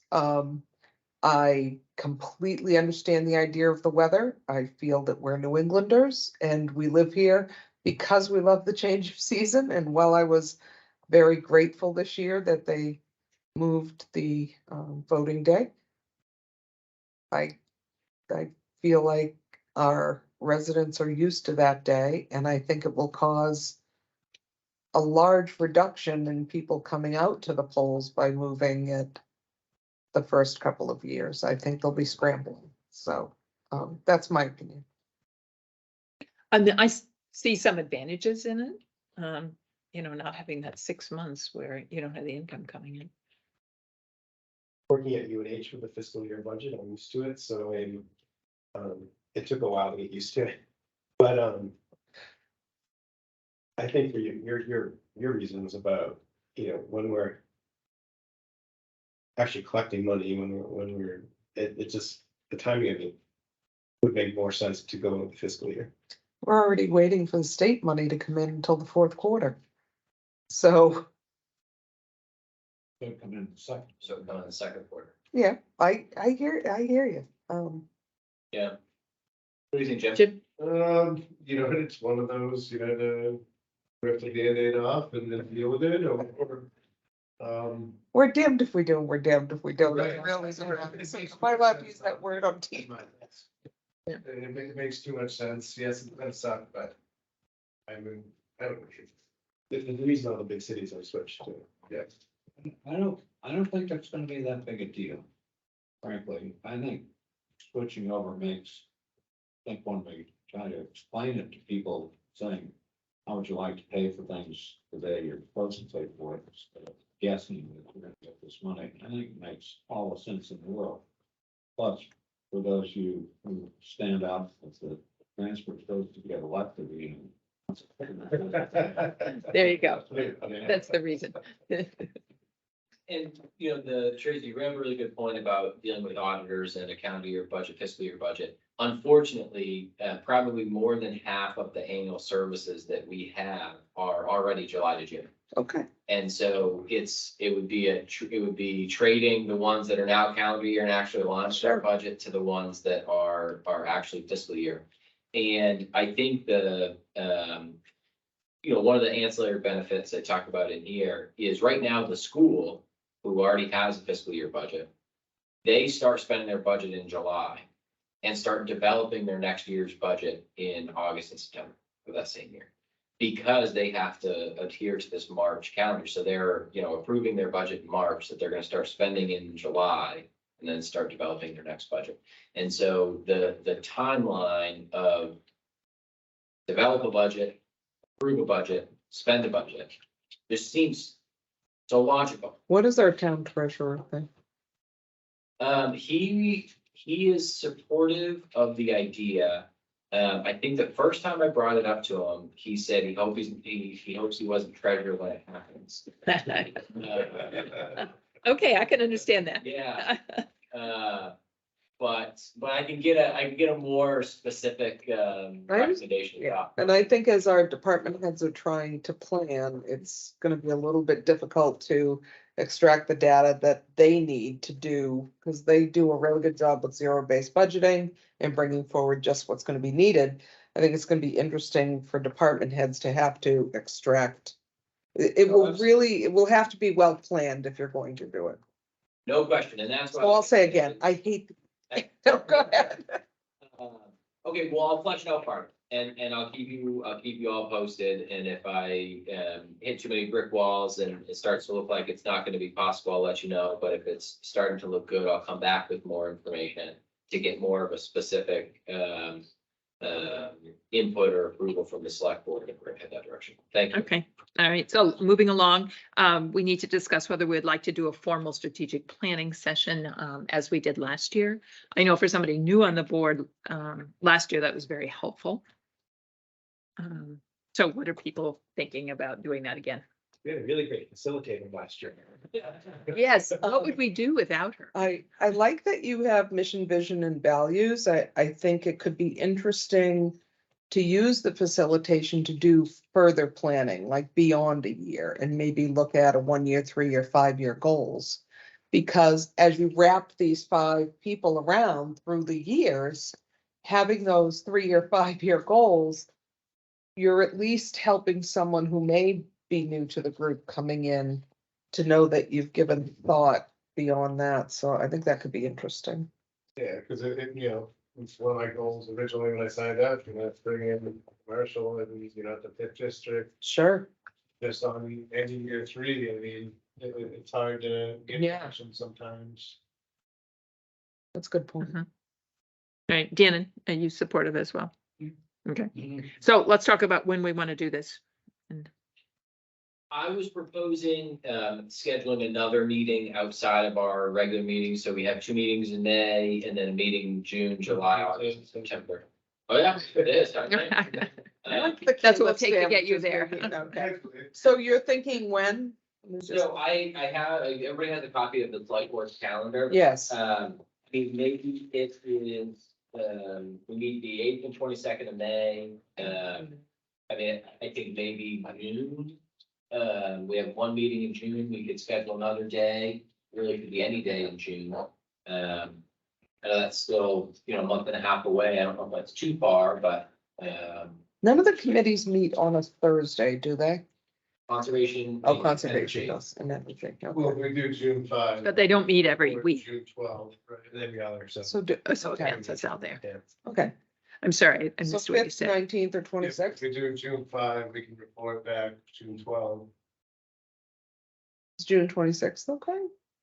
June 26th would work. That would go on an every other week schedule. You guys okay with that? Yeah. It's still within 1, 2, yeah, I mean, So I personally think it would be a really good idea to have a facilitator, an outside facilitator. I think it helps with the process in general. Obviously, that comes at a cost, but I think it's a cost worth incurring. How does the rest of the board feel? Yes, I think we need somebody to move us along, keep us focused. yeah. So I'll work on identifying a facilitator, you know, option or options, and we will make a decision maybe at May 8th. And then once that will also be good, and if we can line somebody up, then maybe we can have some brief, you know, advanced conversations on May 22nd or June 12th about kind of the focus of the exercise, you know, Yeah. 1 year, 3 year, 5 year goals. Yeah. Or if there are some topics that you all have that you think are things you'd like to discuss in detail, you can put me to task with preparing some materials to help with that discussion and conversation. So I think that timeline works pretty well. All right, I don't know that I personally feel that we need to we looked at some statistics, the average number of education, the average income, things like that. I don't really know that we need that again in the process because it's not gonna have changed that much. But I love the idea of addressing a longer term. I think it would stay there, just to get that fresh and minutes, you know. Yeah, The. you've got the original from last year to. okay, I'll thank you. work on that. I'm excited. I think that'll be productive. So next item is expanding virtual participation for our various committee meetings. In favor, totally.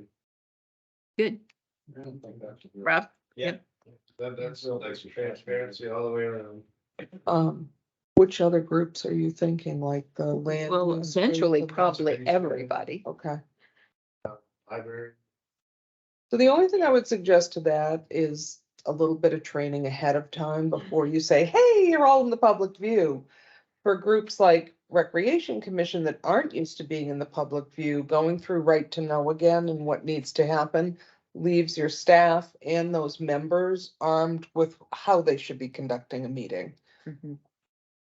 Yeah, I think that's a good idea. Yeah, I mean, I know I would be. I've sat on a few of the committees and it definitely would require some training to get used to that level of transparency. And not that I think anyone does anything wrong. I just think it's important to reshape 91A in each person's mind before you stick them out there. Use that as a plug. We're actually working to bring NHMA to Barrington to provide a right to know law training. Excellent. Specific for our board, committee and commission members, maybe as soon as May. And so once we have a date or date options, pushing that out to everybody and all committees, commission, volunteer group members to be encouraged to participate. And so this is sort of arbitrary, the order of the committees and the committees that were chosen, but the plan would be for all of our committees to eventually get on. Yeah, and what I did in suggesting the budget committee, library trustees and conservation commission, those of the groups that we have right now that aren't being recorded. Those are the three most impactful. The budget committee, most of the real meat and potatoes of the budget conversation happens at budget committee meetings. And also, these groups already meet in places where the technology exists for virtual participation. Most of them offer virtual participation anyways, and you can use that same technology to just record them. So it's easy. The Conservation Commission, they're a statutory group. You know, they manage, $500,000 conservation fund. Library trustees, also statutory group. These are elected officials that meet that way. Some of the other groups, longer range that we'll want to focus on, that will be more difficult because they don't meet at a location that has technology like Recreation Commission. Maybe we'll need to talk to them, consider if they want to start meeting here, so the technology exists. The Town Lands Committee, who a lot of their meetings, they're out in the field anyways.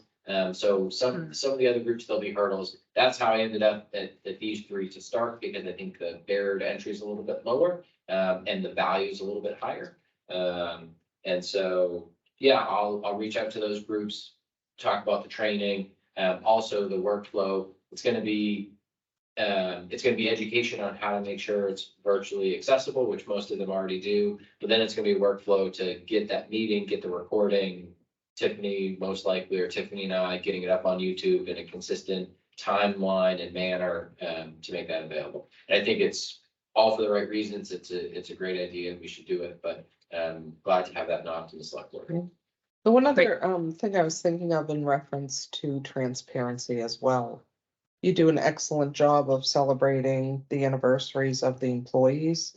It would be, and I know this is more work, but it would be interesting to capture their photo and have them just give a little blurb on the town Facebook page. This year we're celebrating 24 years of Chief Joy's service. Here's where he came from. Here's how he looks forward to expanding, the department's role within the community. I love that. I think Young photo, her photo. here he was, dressed like a police officer at age 5.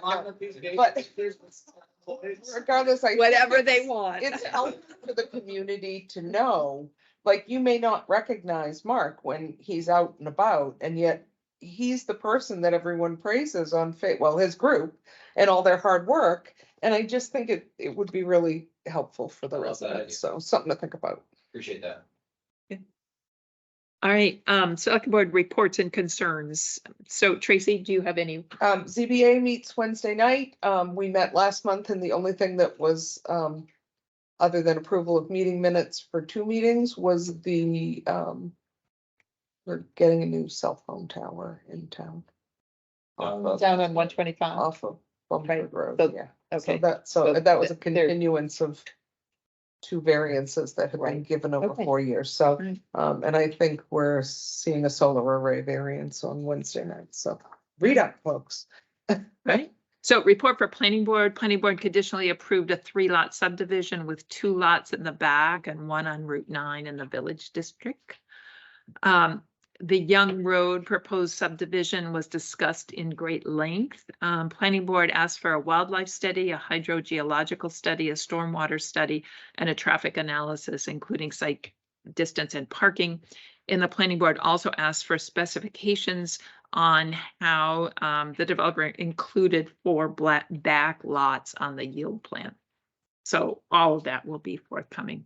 Again, I assume it'll be a little while before we see all that. And the town will update the housing chapter of the master plan this year, and we're looking for Barrington resident volunteers, and notices will be posted in May on the town website about that. And we meet again tomorrow night. Rev? Town Lands Committee met on March 25th. They were discussing the Goodwill property, the highway department, land behind the building there. Paul Panish from the Energy Committee talked to them. He's also on the Town Lands Committee, but spoke about possible synergy between the Energy Committee and the Town Lands Committee. And Brian Lindsay stepped down as chair. AJ Dupree's stepping in as the new chair. Energy Committee met on April 6th and April 13th. We had a presentation from on installing municipal solar arrays. That's one of the things that we'll be looking at. Was it CDFA that came in? No, No. just revision Revision. energy Okay. for that one.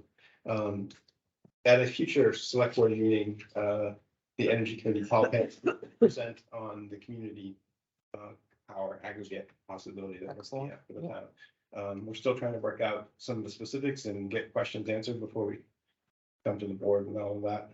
Does the Energy Committee have their website up and running? Yes, and actually they've done a really good job with putting a lot of good information on there and updating that. Thank you to your office for helping them with that.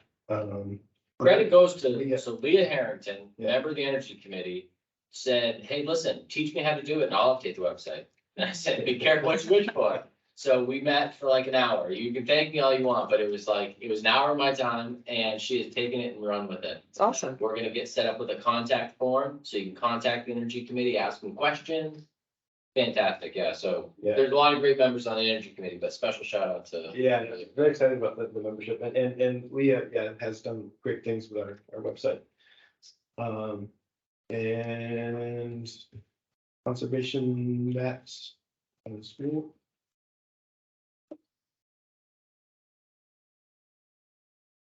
Yeah, I mentioned conservation. I was talking about the Roundup spraying for the knotweed around Daniel Cater Road. That was one of the things. They reviewed several of the different plans that came through the planning board. They didn't have any particular issues with those. The other thing that they're talking about quite a bit is the wetland buffer project, like Kingston has, as far as setting criteria for how they can grant the combination of the waivers for different wetlands based on kind of a scientific approach to what the value of those wetlands are. Interesting.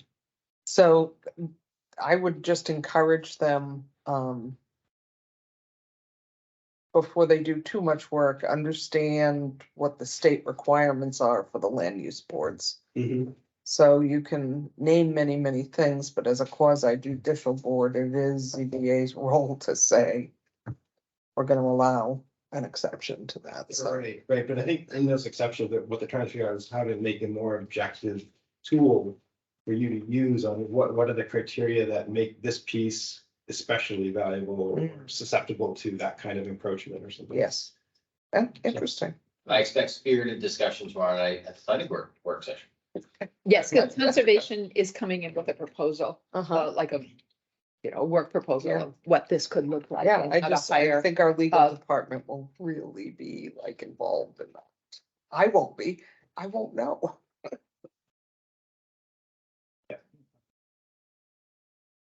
Rick, we have new members, we talked about that earlier tonight. They're gearing up for the April vacation camp and I don't know if it's come and gone yet, but I know they used to do a little fishing derby for the youths. And I'm gonna date for that. ABC no longer meeting at the moment. It's still currently, not that long. I didn't attend the transfer station meeting, I thought was away, but, You see? big, Well, big discussion would be, the cleanup and the school board meets tomorrow.